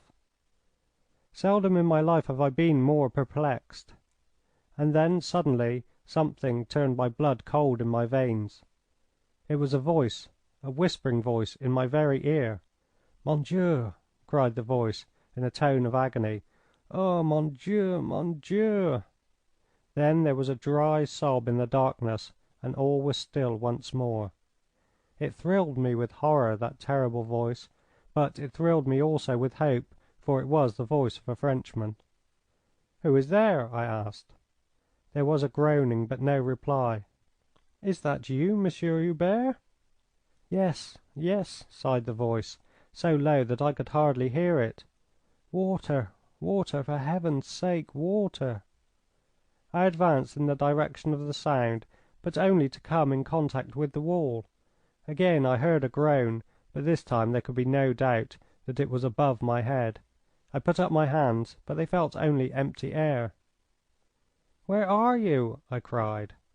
"Here, Here!" whispered the strange, tremulous voice. I stretched my hand along the wall and I came upon a man's naked foot. It was as high as my face, and yet, so far as I could feel, it had nothing to support it. I staggered back in amazement. Then I took a tinder box from my pocket and struck a light. At the first flash a man seemed to be floating in the air in front of me, and I dropped the box in my amazement. Again, with tremulous fingers, I struck the flint against the steel, and this time I lit not only the tinder but the wax taper. I held it up, and if my amazement was lessened, my horror was increased by that which it revealed. The man had been nailed to the wall as a weasel is nailed to the door of a barn. Huge spikes had been driven through his hands and his feet. The poor wretch was in his last agony, his head sunk upon his shoulder and his blackened tongue protruding from his lips. He was dying as much from thirst as from his wounds, and these inhuman wretches had placed a beaker of wine upon the table in front of him to add a fresh pang to his tortures. I raised it to his lips. He had still strength enough to swallow, and the light came back a little to his dim eyes. "Are you a Frenchman?" he whispered. "Yes, they have sent me to learn what had befallen you." "They discovered me. They have killed me for it. But before I die let me tell you what I know. A little more of that wine, please. Quick, quick, I am very near the end. My strength is going. Listen to me. The powder is stored in the Mother Superior's room. The wall is pierced and the end of the train is in Sister Angela's cell, next the chapel. All was ready 2 days ago, but they discovered a letter, and they tortured me." "Good heavens! Have you been hanging here for 2 days?" "It seems like 2 years, comrade. I have served France, have I not? Then do one little service for me. Stab me to the heart, dear friend, I implore you, I entreat you, to put an end to my sufferings." The man was indeed in a hopeless plight, and the kindest action would have been that for which he begged. And yet I could not in cold blood drive my knife into his body, although I knew how I should have prayed for such a mercy had I been in his place. But a sudden thought crossed my mind. In my pocket I held that which would give an instant and a painless death. It was my own safeguard against torture, and yet this poor soul was in very pressing need of it, and he had deserved well of France. I took out my phial and emptied it into the cup of wine. I was in the act of handing it to him when I heard a sudden clash of arms outside the door. In an instant I put out my light and slipped behind the window curtains. Next moment the door was flung open and 2 Spaniards strode into the room, fierce, swarthy men in the dress of citizens, but with muskets slung over their shoulders. I looked through the chink in the curtains in an agony of fear lest they had come upon my traces. But it was evident that their visit was simply in order to feast their eyes upon my unfortunate compatriot. One of them held the lantern which he carried up in front of the dying man, and both of them burst into a shout of mocking laughter. Then the eyes of the man with the lantern fell upon the flagon of wine upon the table. He picked it up, held it with a devilish grin to the lips of Hubert, and then, as the poor wretch involuntarily inclined his head forward to reach it, he snatched it back and took a long gulp himself.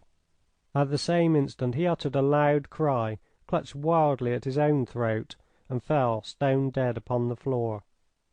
His comrades stared at him in horror and amazement. Then, overcome by his own superstitious fears, he gave a yell of terror and rushed madly from the room. I heard his feet clattering wildly on the cobblestones until the sound died away in the distance.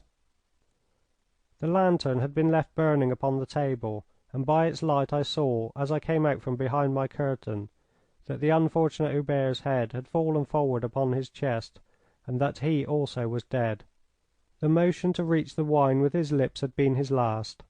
A clock ticked loudly in the house, but otherwise all was absolutely still. On the wall hung the twisted form of the Frenchman. On the floor lay the motionless body of the Spaniard, all dimly lit by the horn lantern. For the first time in my life a frantic spasm of terror came over me. I had seen 10,000 men in every conceivable degree of mutilation stretched upon the ground. but the sight had never affected me like those two silent figures who were my companions in that shadowy room. I rushed into the street as the Spaniard had done, eager only to leave that house of gloom behind me, and I had run as far as the cathedral before my wits came back to me. There I stopped, panting in the shadow, and, my hand pressed to my side, I tried to collect my scattered senses and to plan out what I should do. As I stood there, breathless, the great brass bells roared twice above my head. It was 2 o'clock. 4 was the hour when the storming party would be in its place.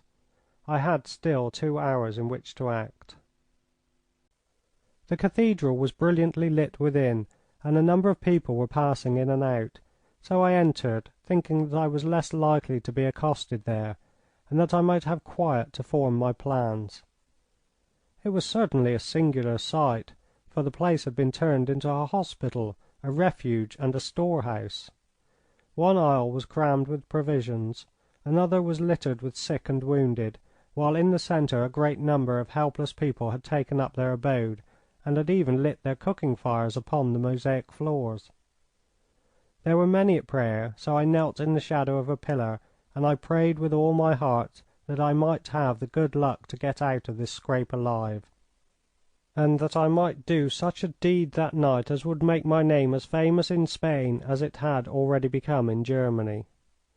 I waited until the clock struck 3, and then I left the cathedral and made my way towards the convent of the Madonna, where the assault was to be delivered. You will understand, you who know me so well, that I was not the man to return tamely to the French camp with the report that our agent was dead and that other means must be found of entering the city. Either I should find some means to finish his uncompleted task, or there would be a vacancy for a senior captain in the Hussars of Conflans. I passed unquestioned down the broad boulevard which I have already described, until I came to the great stone convent which formed the outwork of the defence. It was built in a square with a garden in the centre. In this garden some hundreds of men were assembled, all armed and ready, for it was known, of course, within the town that this was the point against which the French attack was likely to be made. Up to this time our fighting all over Europe had always been done between one army and another. It was only here in Spain that we learned how terrible a thing it is to fight against a people. On the one hand there is no glory, for what glory could be gained by defeating this rabble of elderly shopkeepers, ignorant peasants, fanatical priests, excited women, and all the other creatures who made up the garrison? On the other hand there were extreme discomfort and danger, for these people would give you no rest, would observe no rules of war, and were desperately earnest in their desire, by hook or by crook, to do you an injury. I began to realize how odious was our task as I looked upon the motley but ferocious groups who were gathered round the watchfires in the garden of the convent of the Madonna. It was not for us soldiers to think about politics, but from the beginning there always seemed to be a curse upon this war in Spain. However, at the moment I had no time to brood over such matters as these. There was, as I have said, no difficulty in getting as far as the convent garden, but to pass inside the convent unquestioned was not so easy.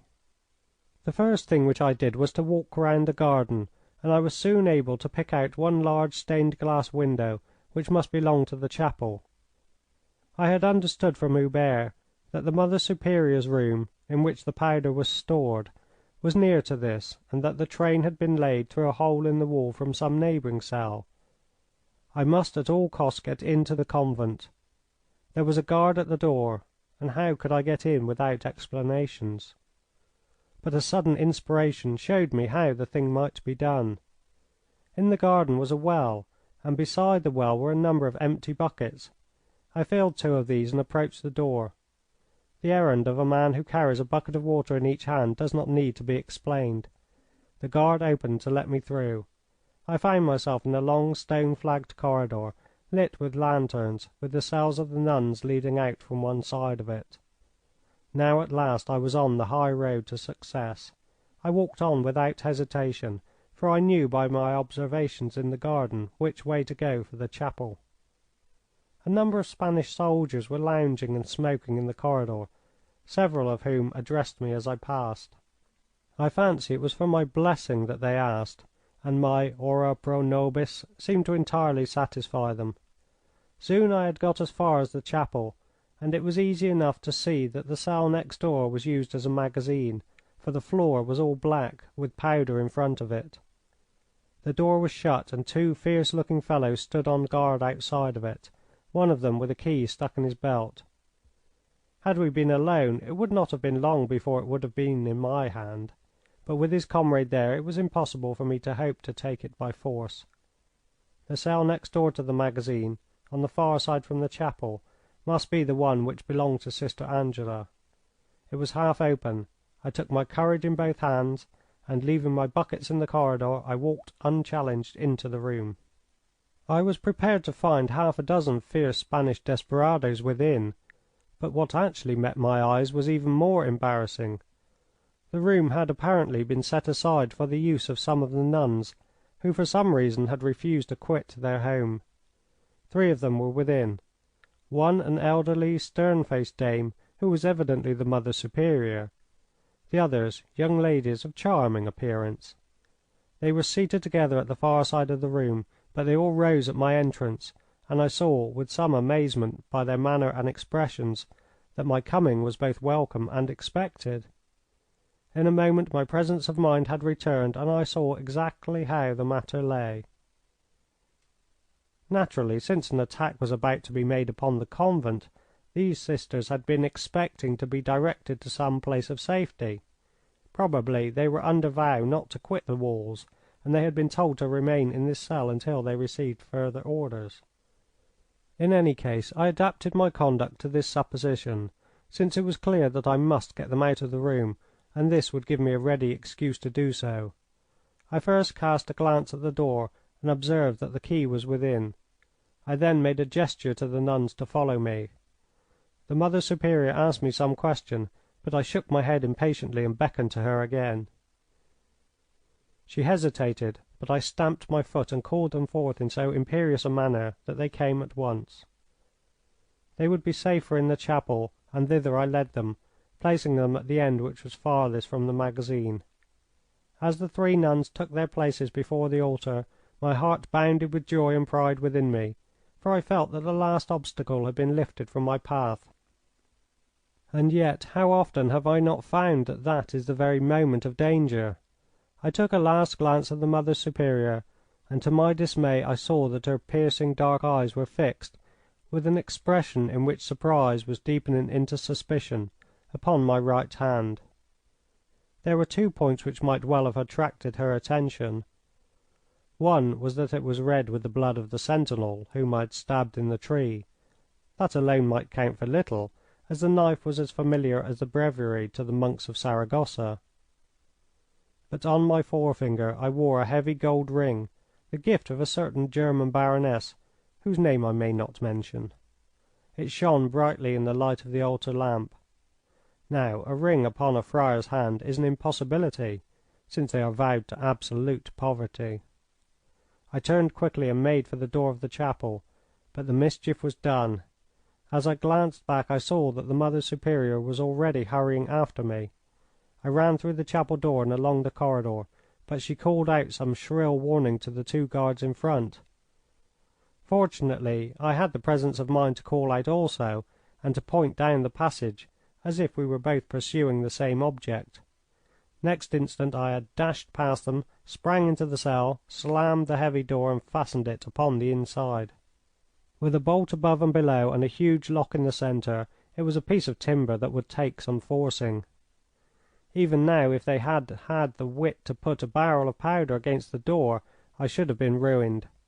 It was their only chance, for I had come to the final stage of my adventure. Here at last, after such a string of dangers as few men have ever lived to talk of, I was at one end of the powder train, with the Saragossa magazine at the other. They were howling like wolves out in the passage, and muskets were crashing against the door. I paid no heed to their clamour, but I looked eagerly around for that train of which Hubert had spoken. Of course, it must be at the side of the room next to the magazine. I crawled along it on my hands and knees, looking into every crevice, but no sign could I see. 2 bullets flew through the door and flattened themselves against the wall. The thudding and smashing grew ever louder. I saw a grey pile in a corner, flew to it with a cry of joy, and found that it was only dust. Then I got back to the side of the door where no bullets could ever reach me. They were streaming freely into the room, and I tried to forget this fiendish howling in my ear and to think out where this train could be. It must have been carefully laid by Hubert, lest these nuns should see it. I tried to imagine how I should myself have arranged it had I been in his place. My eye was attracted by a statue of St. Joseph which stood in the corner. There was a wreath of leaves along the edge of the pedestal, with a lamp burning amidst them. I rushed across to it and tore the leaves aside. Yes, yes, there was a thin black line which disappeared through a small hole in the wall. I tilted over the lamp and threw myself on the ground. Next instant came a roar like thunder. The walls wavered and tottered around me. The ceiling clattered down from above, and over the yell of the terrified Spaniards was heard the terrific shout of the storming column of grenadiers. As in a dream, a happy dream, I heard it, and then I heard no more. When I came to my senses 2 French soldiers were propping me up, and my head was singing like a kettle. I staggered to my feet and looked around me. The plaster had fallen, the furniture was scattered, and there were rents in the bricks, but no sign of a breach. In fact, the walls of the convent had been so solid that the explosion of the magazine had been insufficient to throw them down. On the other hand, it had caused such a panic among the defenders that our stormers had been able to carry the windows and throw open the doors almost without assistance. As I ran out into the corridor I found it full of troops, and I met Marshal Lannes himself, who was entering with his staff. He stopped and listened eagerly to my story. "Splendid, Captain Gerard, splendid!" he cried. "These facts will certainly be reported to the Emperor." "I would suggest to your Excellency," said I, "that I have only finished the work that was planned and carried out by Monsieur Hubert, who gave his life for the cause." "His services will not be forgotten," said the Marshal. "Meanwhile, Captain Gerard, it is 4:30, and you must be starving after such a night of exertion. My staff and I will breakfast inside the city. I assure you that you will be an honoured guest." "I will follow your Excellency," said I. "There is a small engagement which detains me." He opened his eyes. "At this hour?" "Yes, sir," I answered. "My fellow officers, whom I never saw until last night, will not be content unless they catch another glimpse of me the first thing this morning." "Au revoir, then," said Marshal Lannes as he passed upon his way. I hurried through the shattered door of the convent. When I reached the roofless house in which we had held the consultation the night before, I threw off my gown and I put on the busby and sabre which I had left there. Then, a hussar once more, I hurried onward to the grove which was our rendezvous. My brain was still reeling from the concussion of the powder, and I was exhausted by the many emotions which had shaken me during that terrible night. It is like a dream, all that walk in the first dim grey light of dawn, with the smouldering camp fires around me and the buzz of the waking army. Bugles and drums in every direction were mustering the infantry, for the explosion and the shouting had told their own tale. I strode onward until, as I entered the little clump of cork oaks behind the horse lines, I saw my 12 comrades waiting in a group, their sabres at their sides. They looked at me curiously as I approached. Perhaps with my powder-blackened face and my blood-stained hands I seemed a different Gerard to the young captain whom they had made game of the night before. "Good morning, gentlemen," said I. "I regret exceedingly if I have kept you waiting, but I have not been master of my own time." They said nothing, but they still scanned me with curious eyes. I can see them now, standing in a line before me, tall men and short men, stout men and thin men. Olivier with his warlike moustache, the thin, eager face of Pelletan, young Oudin, flushed by his first duel, Mortier, with the sword cut across his wrinkled brow.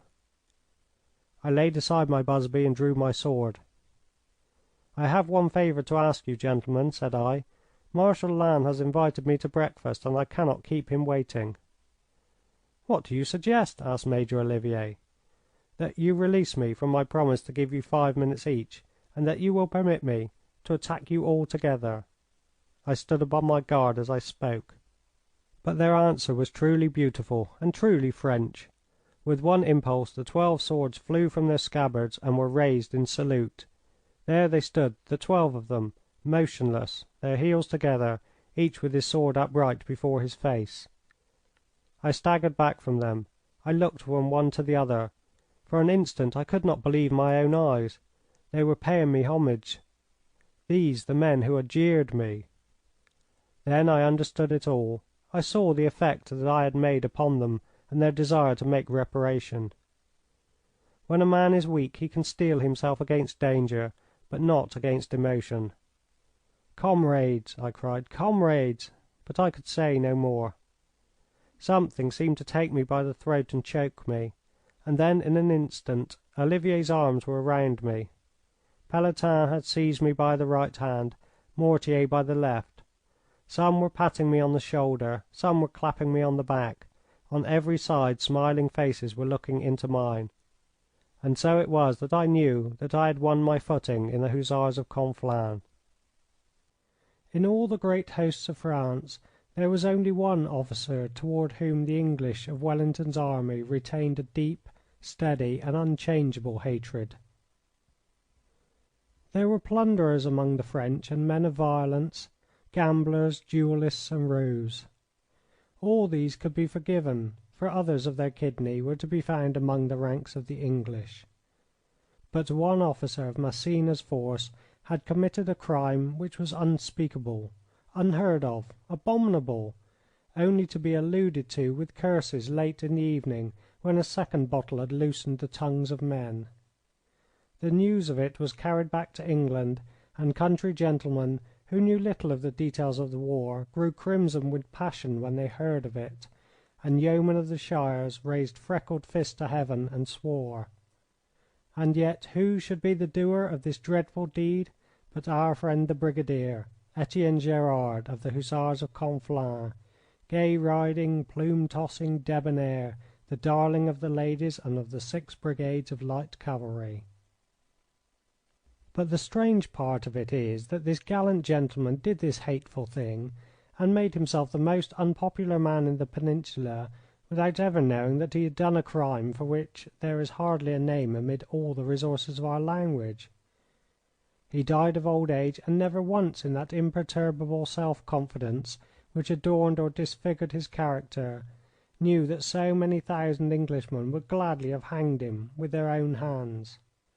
On the contrary, he numbered this adventure among those other exploits which he has given to the world, and many a time he chuckled and hugged himself as he narrated it to the eager circle who gathered round him in that humble cafe where, between his dinner and his dominoes, he would tell, amid tears and laughter, of that inconceivable Napoleonic past when France, like an angel of wrath, rose up, splendid and terrible, before a cowering continent. Let us listen to him as he tells the story in his own way and from his own point of view. "You must know, my friends," said he, "that it was toward the end of the year 1810 that I and Massena and the others pushed Wellington backward until we had hoped to drive him and his army into the Tagus. But when we were still 25 miles from Lisbon we found that we were betrayed. For what had this Englishman done but build an enormous line of works and forts at a place called Torrevedras, so that even we were unable to get through them. They lay across the whole peninsula, and our army was so far from home that we did not dare to risk a reverse, and we had already learned at Busaco that it was no child's play to fight against these people. What could we do then but sit down in front of these lines and blockade them to the best of our power? There we remained for 6 months, amid such anxieties that Massena said afterward that he had not one hair which was not white upon his body. For my own part I did not worry much about our situation, but I looked after our horses, who were in much need of rest and green fodder. For the rest we drank the wine of the country and passed the time as best we might. There was a lady at Santarem, but my lips are sealed.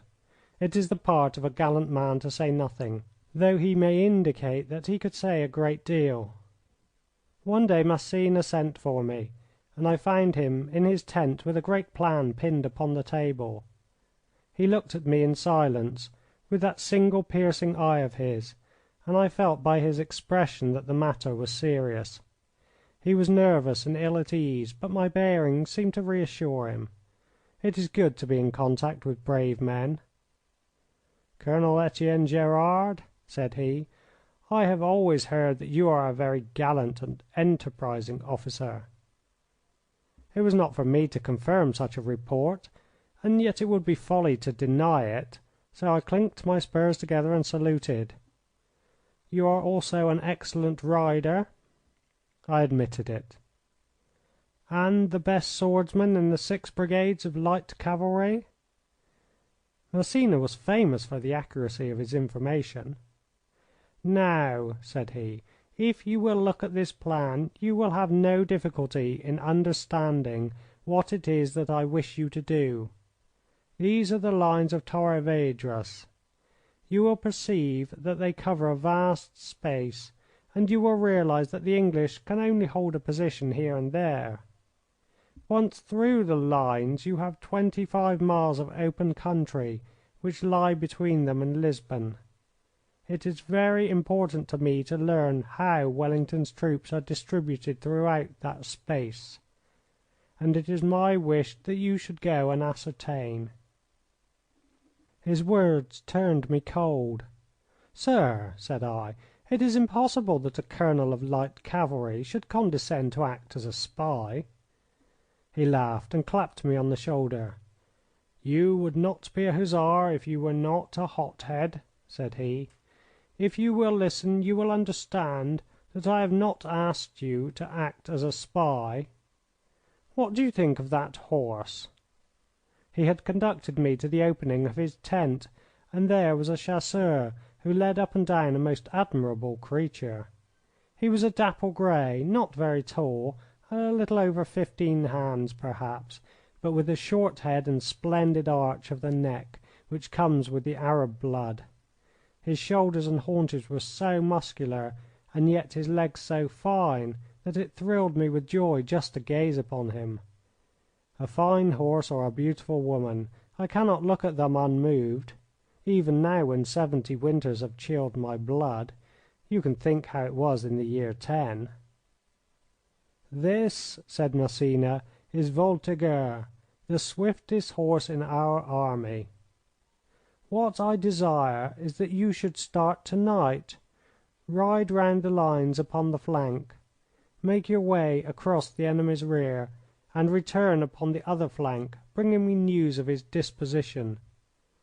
You will wear a uniform, and will, therefore, if captured, be safe from the death of a spy.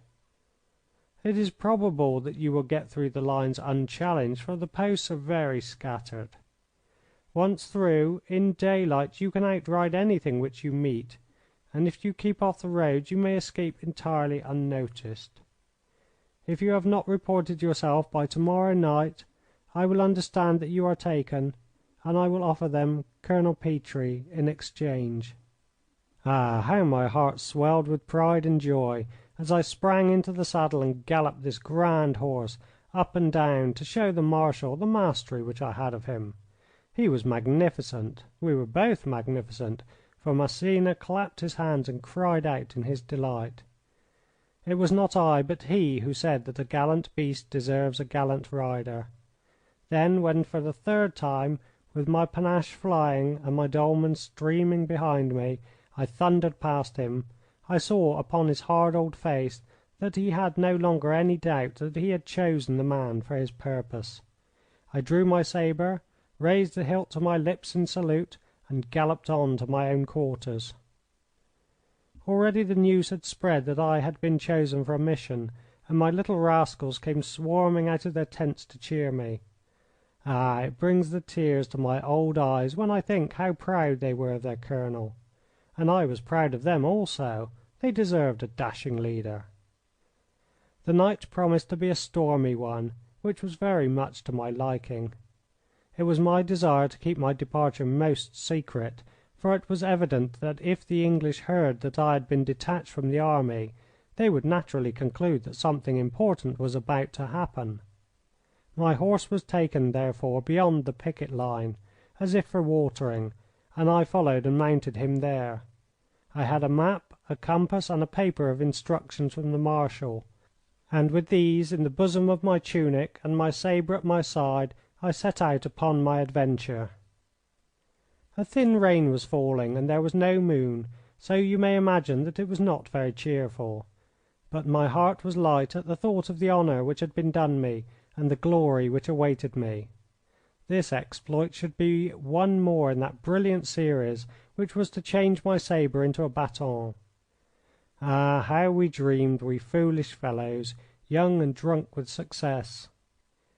Could I have foreseen that night as I rode, the chosen man of 60,000, that I should spend my life planting cabbages on 100 francs a month? Oh, my youth, my hopes, my comrades! But the wheel turns and never stops. Forgive me, my friends, for an old man has his weakness. My route, then, lay across the face of the high ground of Torres Vedras, then over a streamlet, past a farmhouse which had been burned down and was now only a landmark, then through a forest of young cork oaks, and so to the monastery of San Antonio, which marked the left of the English position. Here I turned south and rode quietly over the downs, for it was at this point that Massena thought that it would be most easy for me to find my way unobserved through the position. I went very slowly, for it was so dark that I could not see my hand in front of me. In such cases I leave my bridle loose and let my horse pick its own way. Voltigeur went confidently forward, and I was very content to sit upon his back and to peer about me, avoiding every light. For 3 hours we advanced in this cautious way until it seemed to me that I must have left all danger behind me. I then pushed on more briskly, for I wished to be in the rear of the whole army by daybreak. There are many vineyards in these parts, which in winter become open plains, and a horseman finds few difficulties in his way. But Massena had underrated the cunning of these English, for it appears that there was not one line of defence, but 3, and it was the third which was the most formidable, through which I was at that instant passing. As I rode, elated at my own success, a lantern flashed suddenly before me, and I saw the glint of polished gun barrels and the gleam of a red coat. "Who goes there?" cried a voice. Such a voice! I swerved to the right and rode like a madman, but a dozen squirts of fire came out of the darkness, and the bullets whizzed all round my ears. That was no new sound to me, my friends, though I will not talk like a foolish conscript and say that I have ever liked it.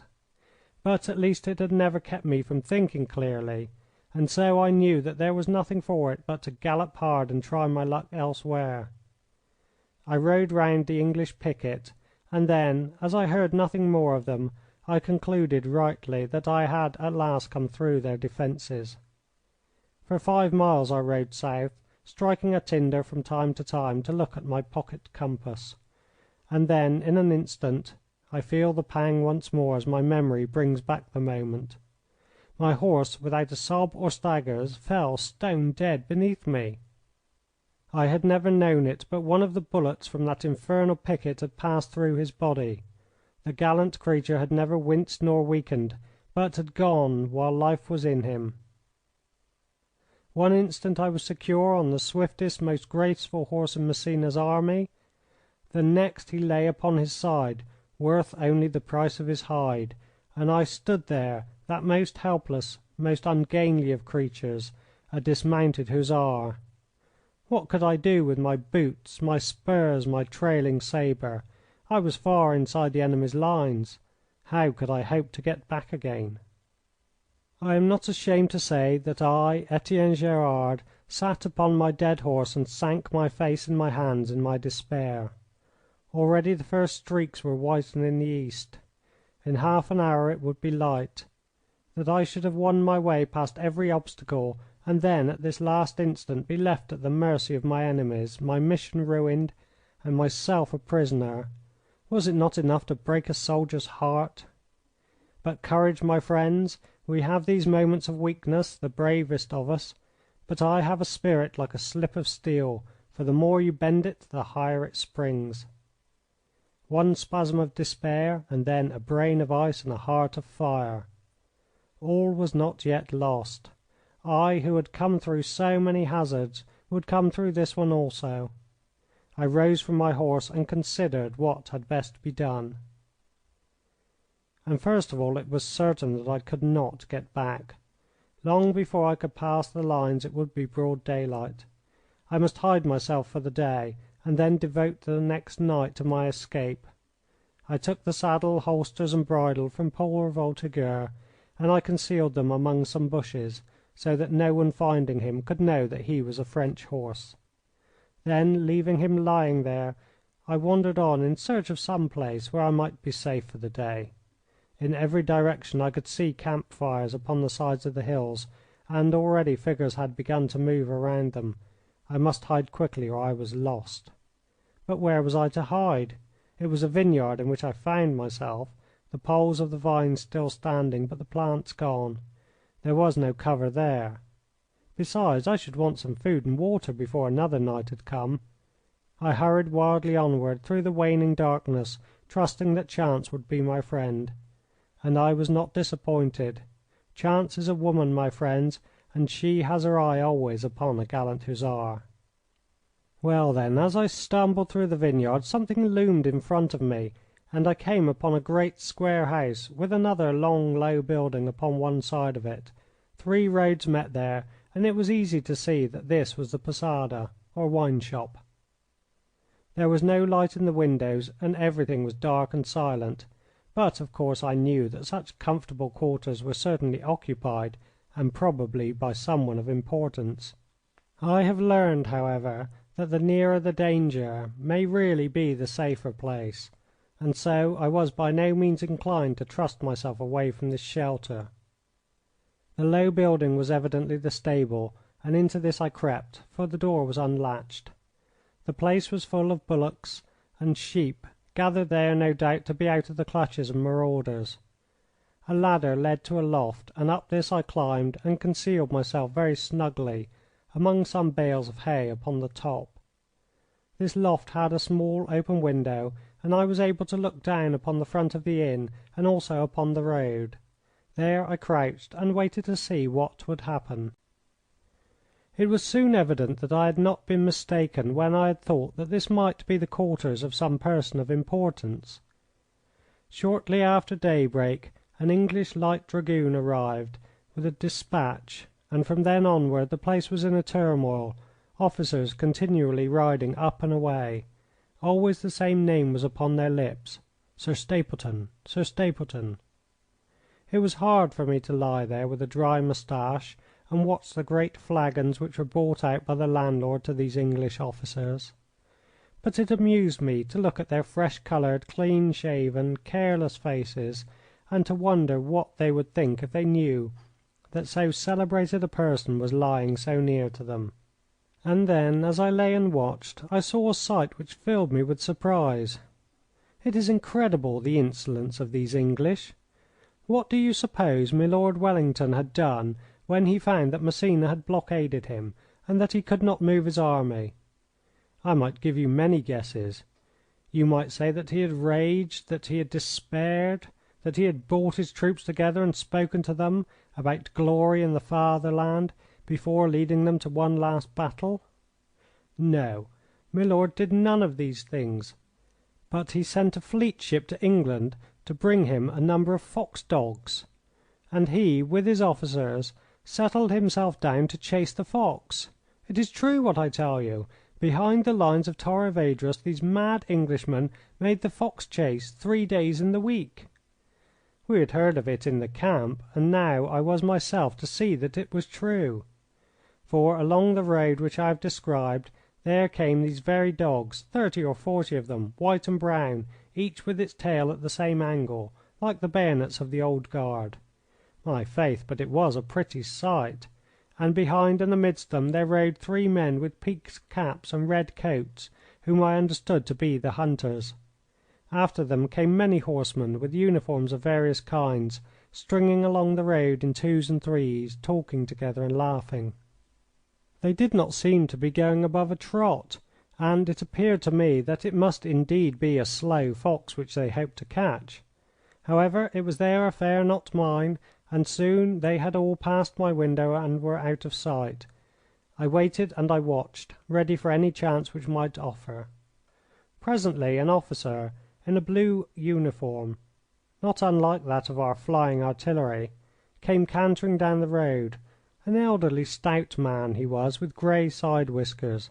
He stopped and began to talk with an orderly officer of dragoons who waited outside the inn, and it was then that I learned the advantage of the English which had been taught me.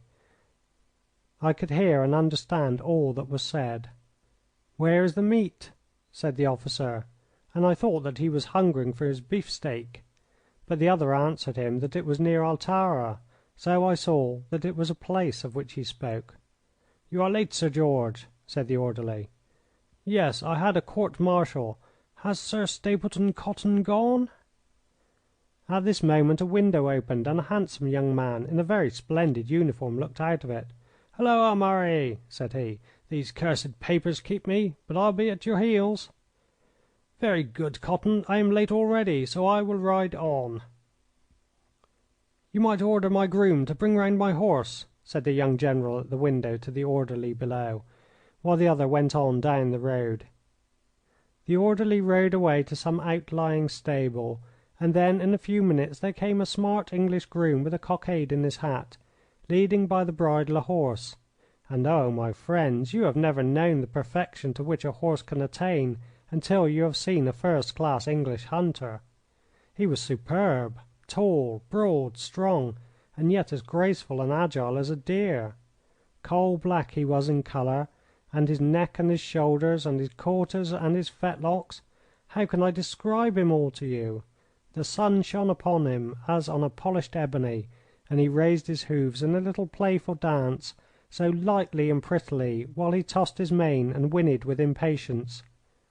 Never have I seen such a mixture of strength and beauty and grace.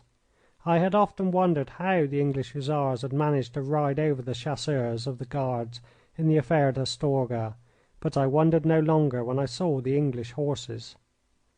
There was a ring for fastening bridles at the door of the inn, and the groom tied the horse there while he entered the house. In an instant I had seen the chance which fate had brought to me. Were I in that saddle I should be better off than when I started. Even Voltigeur could not compare with this magnificent creature. To think is to act with me. In one instant I was down the ladder and at the door of the stable. The next I was out and the bridle was in my hand. I bounded into the saddle. Somebody, the master or the man, shouted wildly behind me. What cared I for his shouts? I touched the horse with my spurs, and he bounded forward with such a spring that only a rider like myself could have sat him. I gave him his head and let him go. It did not matter to me where, so long as we left this inn far behind us. He thundered away across the vineyards, and in a very few minutes I had placed miles between myself and my pursuers. They could no longer tell in that wild country in which direction I had gone.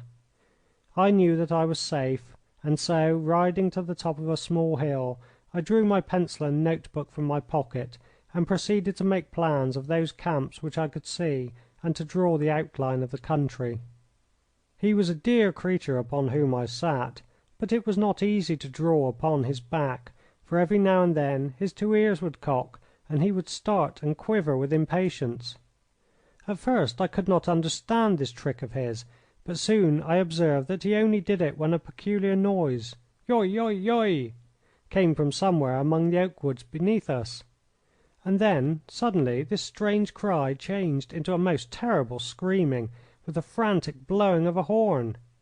Instantly he went mad, this horse. His eyes blazed, his mane bristled. He bounded from the earth and bounded again, twisting and turning in a frenzy. My pencil flew one way and my notebook another. And then, as I looked down into the valley, an extraordinary sight met my eyes. The hunt was streaming down it. The fox I could not see, but the dogs were in full cry, their noses down, their tails up, so close together that they might have been one great yellow and white moving carpet. And behind them rode the horsemen. My faith, what a sight! Consider every type which a great army could show, some in hunting dress, but the most in uniforms: blue dragoons, red-trousered hussars, green riflemen, artillerymen, gold-slashed lancers, and most of all, red, for the infantry officers ride as hard as the cavalry. Such a crowd, some well mounted, some ill, but all flying along as best they might, the subaltern as good as the general, jostling and pushing, spurring and driving, with every thought thrown to the winds save that they should have the blood of this absurd fox. Truly they are an extraordinary people, the English. But I had little time to watch the hunt or to marvel at these islanders, for of all these mad creatures the very horse upon which I sat was the maddest. You understand that he was himself a hunter, and that the crying of these dogs was to him what the call of a cavalry trumpet in the street yonder would be to me. It thrilled him, it drove him wild. Again and again he bounded into the air, and then, seizing the bit between his teeth, he plunged down the slope and galloped after the dogs. I swore and tugged and pulled, but I was powerless. This English general rode his horse with a snaffle only, and the beast had a mouth of iron. It was useless to pull him back. One might as well try to keep a grenadier from a wine bottle. I gave it up in despair, and, settling down in the saddle, I prepared for the worst which could befall. What a creature he was! Never have I felt such a horse between my knees. His great haunches gathered under him with every stride, and he shot forward ever faster and faster, stretched like a greyhound, while the wind beat in my face and whistled past my ears. I was wearing our undress jacket, a uniform simple and dark in itself, though some figures give distinction to any uniform, and I had taken the precaution to remove the long panache from my busby. The result was that, amidst the mixture of costumes in the hunt, there was no reason why mine should attract attention, or why these men, whose thoughts were all with the chase, should give any heed to me. The idea that a French officer might be riding with them was too absurd to enter their minds. I laughed as I rode, for indeed amid all the danger there was something of comic in the situation. I have said that the hunters were very unequally mounted, and so at the end of a few miles, instead of being one body of men, like a charging regiment, they were scattered over a considerable space, the better riders well up to the dogs, and the others trailing away behind. Now I was as good a rider as any, and my horse was the best of them all, and so you can imagine that it was not long before he carried me to the front. And when I saw the dogs streaming over the open, and the red-coated huntsman behind them, and only 7 or 8 horsemen between us, then it was that the strangest thing of all happened, for I too went mad. I, Etienne Gerard. In a moment it came upon me, this spirit of sport, this desire to excel, this hatred of the fox. Accursed animal! Should he then defy us? Vile robber! His hour was come. Ah, it is a great feeling, this feeling of sport, my friends, this desire to trample the fox under the hoofs of your horse. I have made the fox chase with the English. I have also, as I may tell you some day, fought the box fight with the Bustler of Bristol, and I say to you that this sport is a wonderful thing, full of interest as well as madness. The farther we went, the faster galloped my horse, and soon there were but 3 men as near the dogs as I was. All thought of fear of discovery had vanished. My brain throbbed, my blood ran hot. Only one thing upon earth seemed worth living for, and that was to overtake this infernal fox. I passed one of the horsemen, a hussar like myself. There were only 2 in front of me now, the one in a black coat, the other the blue artilleryman whom I had seen at the inn. His grey whiskers streamed in the wind, but he rode magnificently. For a mile or more we kept in this order, and then, as we galloped up a steep slope, my lighter weight brought me to the front. I passed them both, and when I reached the crown I was riding level with the little hard-faced English huntsman. In front of us were the dogs, and then, 100 paces beyond them, was a brown wisp of a thing, the fox itself, stretched to the uttermost. The sight of him fired my blood. "Aha, we have you then, assassin!" I cried, and shouted my encouragement to the huntsman. I waved my hand to show him that there was one upon whom he could rely. And now there were only the dogs between me and my prey. These dogs, whose duty it is to point out the game, were now rather a hindrance than a help to us, for it was hard to know how to pass them. The huntsman felt the difficulty as much as I, for he rode behind them and could make no progress toward the fox. He was a swift rider, but wanting in enterprise. For my part, I felt that it would be unworthy of the Hussars of Conflans if I could not overcome such a difficulty as this. Was Etienne Gerard to be stopped by a herd of fox dogs? It was absurd. I gave a shout and spurred my horse. "Hold hard, sir! Hold hard!" cried the huntsman. He was uneasy for me, this good old man, but I reassured him by a wave and a smile. The dogs opened in front of me. One or two may have been hurt, but what would you have? The egg must be broken for the omelette. I could hear the huntsman shouting his congratulations behind me. One more effort and the dogs were all behind me. Only the fox was in front. Ah, the joy and pride of that moment! To know that I had beaten the English at their own sport. Here were 300 all thirsting for the life of this animal, and yet it was I who was about to take it. I thought of my comrades of the Light Cavalry Brigade, of my mother, of the Emperor, of France. I had brought honour to each and all. Every instant brought me nearer to the fox. The moment for action had arrived, so I unsheathed my sabre. I waved it in the air, and the brave English all shouted behind me. Only then did I understand how difficult is this fox chase, for one may cut again and again at the creature and never strike him once. He is small and turns quickly from a blow. At every cut I heard those shouts of encouragement from behind me, and they spurred me to yet another effort. And then at last the supreme moment of my triumph arrived. In the very act of turning I caught him fair with such another backhanded cut as that with which I killed the aide de camp of the Emperor of Russia. He flew into two pieces, his head one way and his tail another. I looked back and waved the blood-stained sabre in the air. For the moment I was exalted. Superb! Ah, how I should have loved to have waited to have received the congratulations of these generous enemies. There were 50 of them in sight, and not one who was not waving his hand and shouting. They are not really such a phlegmatic race, the English. A gallant deed in war or in sport will always warm their hearts. As to the old huntsman, he was the nearest to me, and I could see with my own eyes how overcome he was by what he had seen. He was like a man paralyzed, his mouth open, his hand, with outspread fingers, raised in the air. For a moment my inclination was to return and to embrace him. But already the call of duty was sounding in my ears, and these English, in spite of all the fraternity which exists among sportsmen, would certainly have made me prisoner. There was no hope for my mission now, and I had done all that I could do. I could see the lines of Massena's camp no very great distance off, for by a lucky chance the chase had taken us in that direction.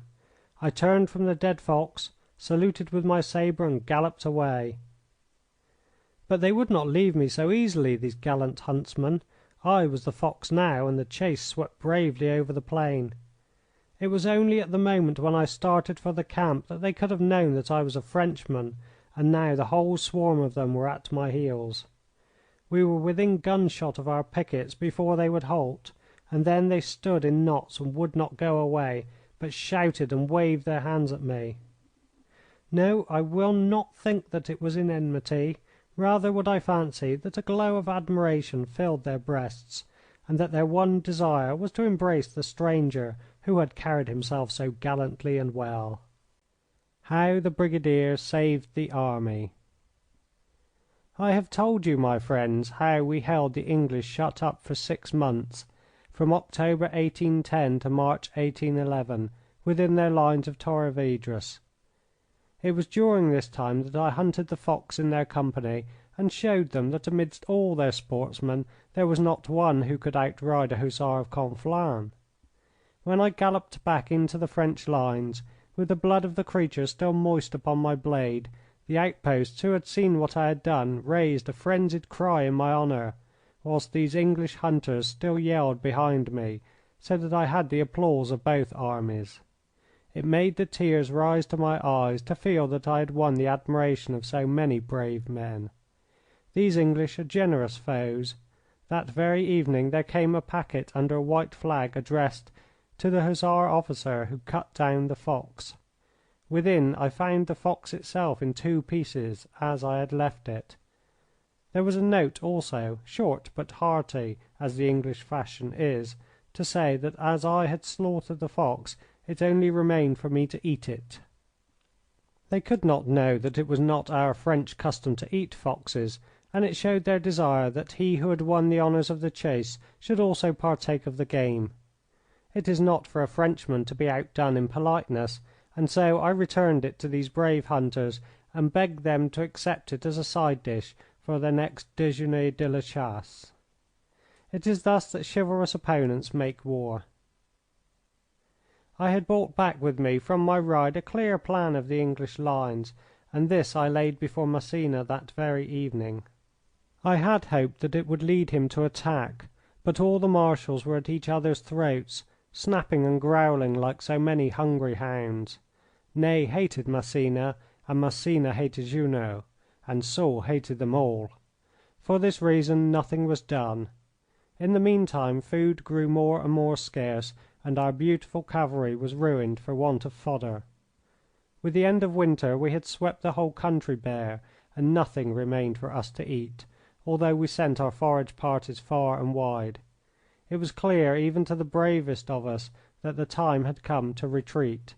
I was myself forced to admit it. But retreat was not so easy.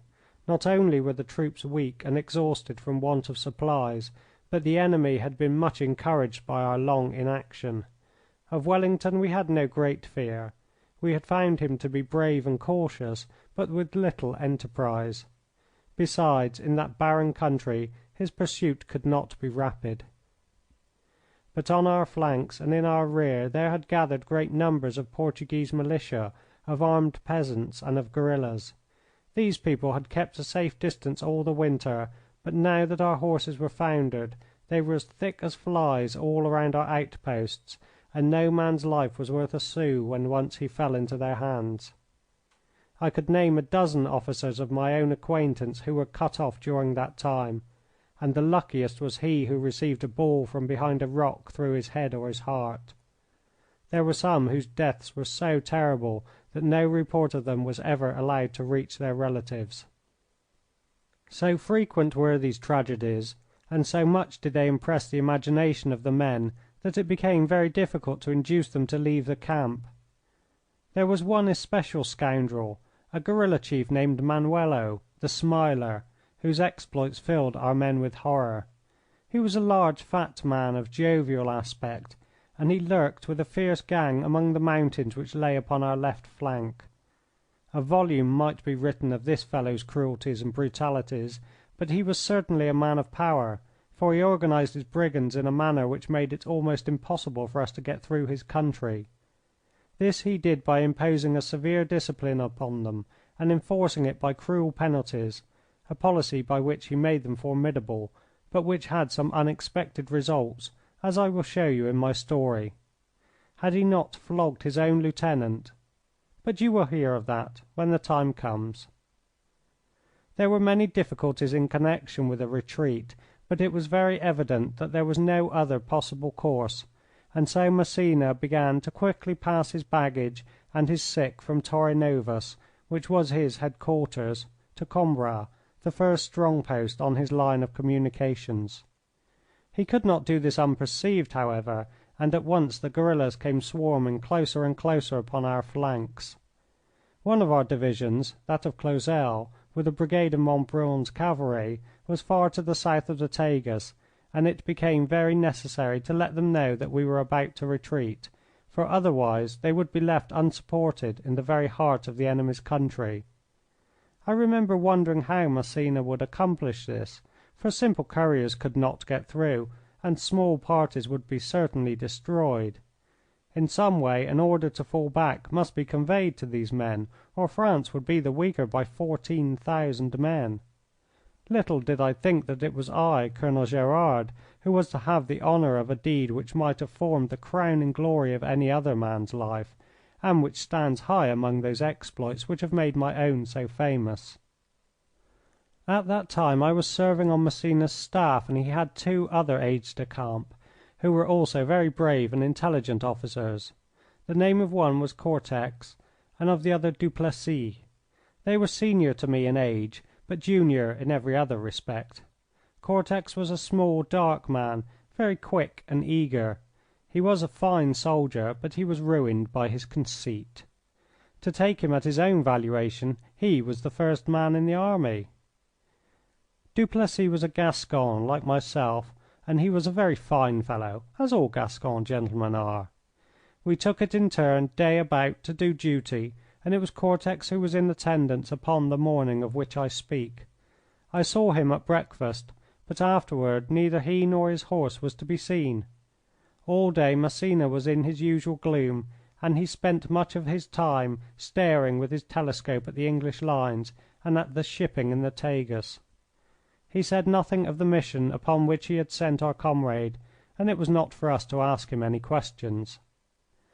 That night, about 12 o'clock, I was standing outside the Marshal's headquarters when he came out and stood motionless for half an hour, his arms folded upon his breast, staring through the darkness toward the east. So rigid and intent was he that you might have believed the muffled figure and the cocked hat to have been the statue of the man. What he was looking for I could not imagine, but at last he gave a bitter curse, and turning on his heel he went back into the house, banging the door behind him. Next day the second aide de camp, Duplessis, had an interview with Massena in the morning, after which neither he nor his horse was seen again. That night, as I sat in the ante-room, the Marshal passed me, and I observed him through the window, standing and staring to the east, exactly as he had done before. For fully half an hour he remained there, a black shadow in the gloom. Then he strode in, the door banged, and I heard his spurs and his scabbard jingling and clanking through the passage. At the best he was a savage old man, but when he was crossed I had almost as soon face the Emperor himself. I heard him that night cursing and stamping above my head, but he did not send for me, and I knew him too well to go unsought. Next morning it was my turn, for I was the only aide de camp left. I was his favourite aide de camp. His heart went out always to a smart soldier. I declare that I think there were tears in his black eyes when he sent for me that morning. "Gerard," said he, "come here." With a friendly gesture he took me by the sleeve, and he led me to the open window which faced the east. Beneath us was the infantry camp, and beyond that the lines of the cavalry with the long rows of picketed horses. We could see the French outposts and then a stretch of open country intersected by vineyards. A range of hills lay beyond, with one well-marked peak towering above them. Round the base of these hills was a broad belt of forest. A single road ran white and clear, dipping and rising until it passed through a gap in the hills. "This," said Massena, pointing to the mountain, "is the Sierra Merodal. Do you perceive anything upon the top?" I answered that I did not. "Now?" he asked, and he handed me his field glass. With its aid I perceived a small mound or cairn upon the crest. "What you see," said the Marshal, "is a pile of logs which was placed there as a beacon. We laid it when the country was in our hands, and now, although we no longer hold it, the beacon remains undisturbed. Gerard, that beacon must be lit to-night. France needs it, the Emperor needs it, the army needs it. Two of your comrades have gone to light it, but neither has made his way to the summit. To-day it is your turn, and I pray that you may have better luck." It is not for a soldier to ask the reason for his orders, and so I was about to hurry from the room, but the Marshal laid his hand upon my shoulder and held me. "You shall know all, and so learn how high is the cause for which you risk your life," said he. 50 miles to the south of us, on the other side of the Tagus, is the army of General Clausel. His camp is situated near a peak named the Sierra d'Ossa. On the summit of this peak is a beacon, and by this beacon he has a picket. It is agreed between us that when at midnight he shall see our signal fire he shall light his own as an answer, and shall then at once fall back upon the main army. If he does not start at once I must go without him. For 2 days I have endeavoured to send him his message. It must reach him to-day, or his army will be left behind and destroyed." Ah, my friends, how my heart swelled when I heard how high was the task which fortune had assigned to me. If my life were spared, here was one more splendid new leaf for my laurel crown. If, on the other hand, I died, then it would be a death worthy of such a career. I said nothing, but I cannot doubt that all the noble thoughts that were in me shone in my face, for Massena took my hand and wrung it. "There is the hill and there the beacon," said he. "There is only this guerilla and his men between you and it. I cannot detach a large party for the enterprise, and a small one would be seen and destroyed. Therefore, to you alone I commit it. Carry it out in your own way, but at 12 o'clock this night let me see the fire upon the hill." "If it is not there," said I, "then I pray you, Marshal Massena, to see that my effects are sold and the money sent to my mother." So I raised my hand to my busby and turned upon my heel, my heart glowing at the thought of the great exploit which lay before me. I sat in my own chamber for some little time, considering how I had best take the matter in hand. The fact that neither Cortex nor Duplessis, who were very zealous and active officers, had succeeded in reaching the summit of the Sierra de Merodal showed that the country was very closely watched by the guerillas.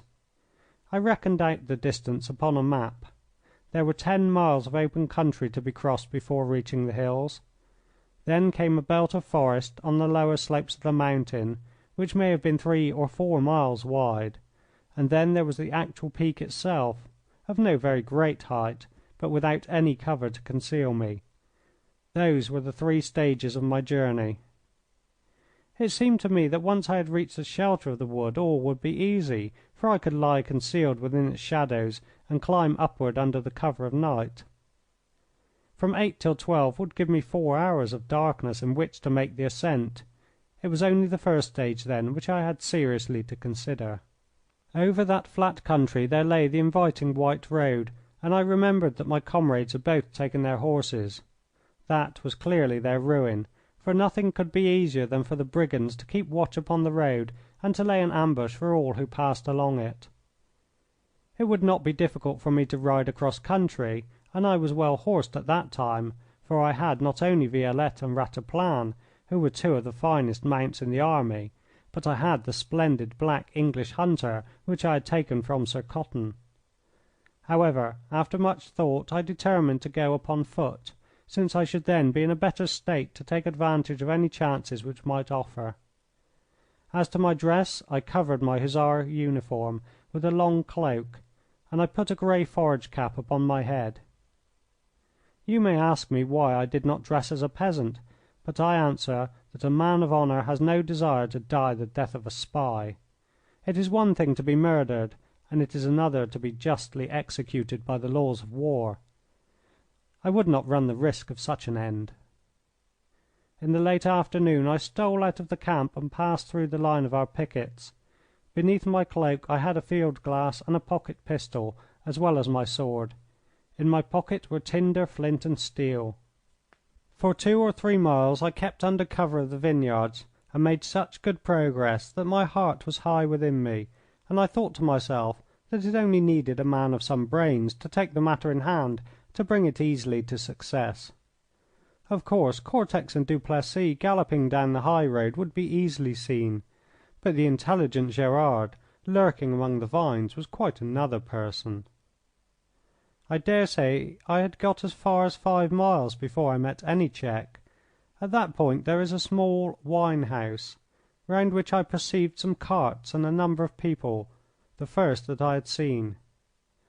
Now that I was well outside the lines I knew that every person was my enemy, so I crouched lower while I stole along to a point from which I could get a better view of what was going on.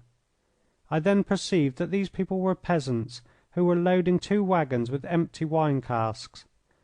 I failed to see how they could either help or hinder me, so I continued upon my way. But soon I understood that my task was not so simple as had appeared. As the ground rose the vineyards ceased, and I came upon a stretch of open country studded with low hills.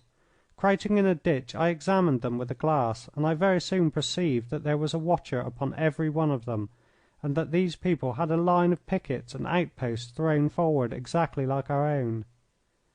I had heard of the discipline which was practised by this scoundrel whom they called the Smiler, and this was no doubt an example of it.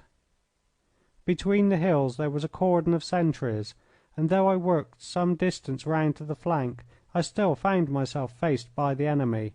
It was a puzzle what to do.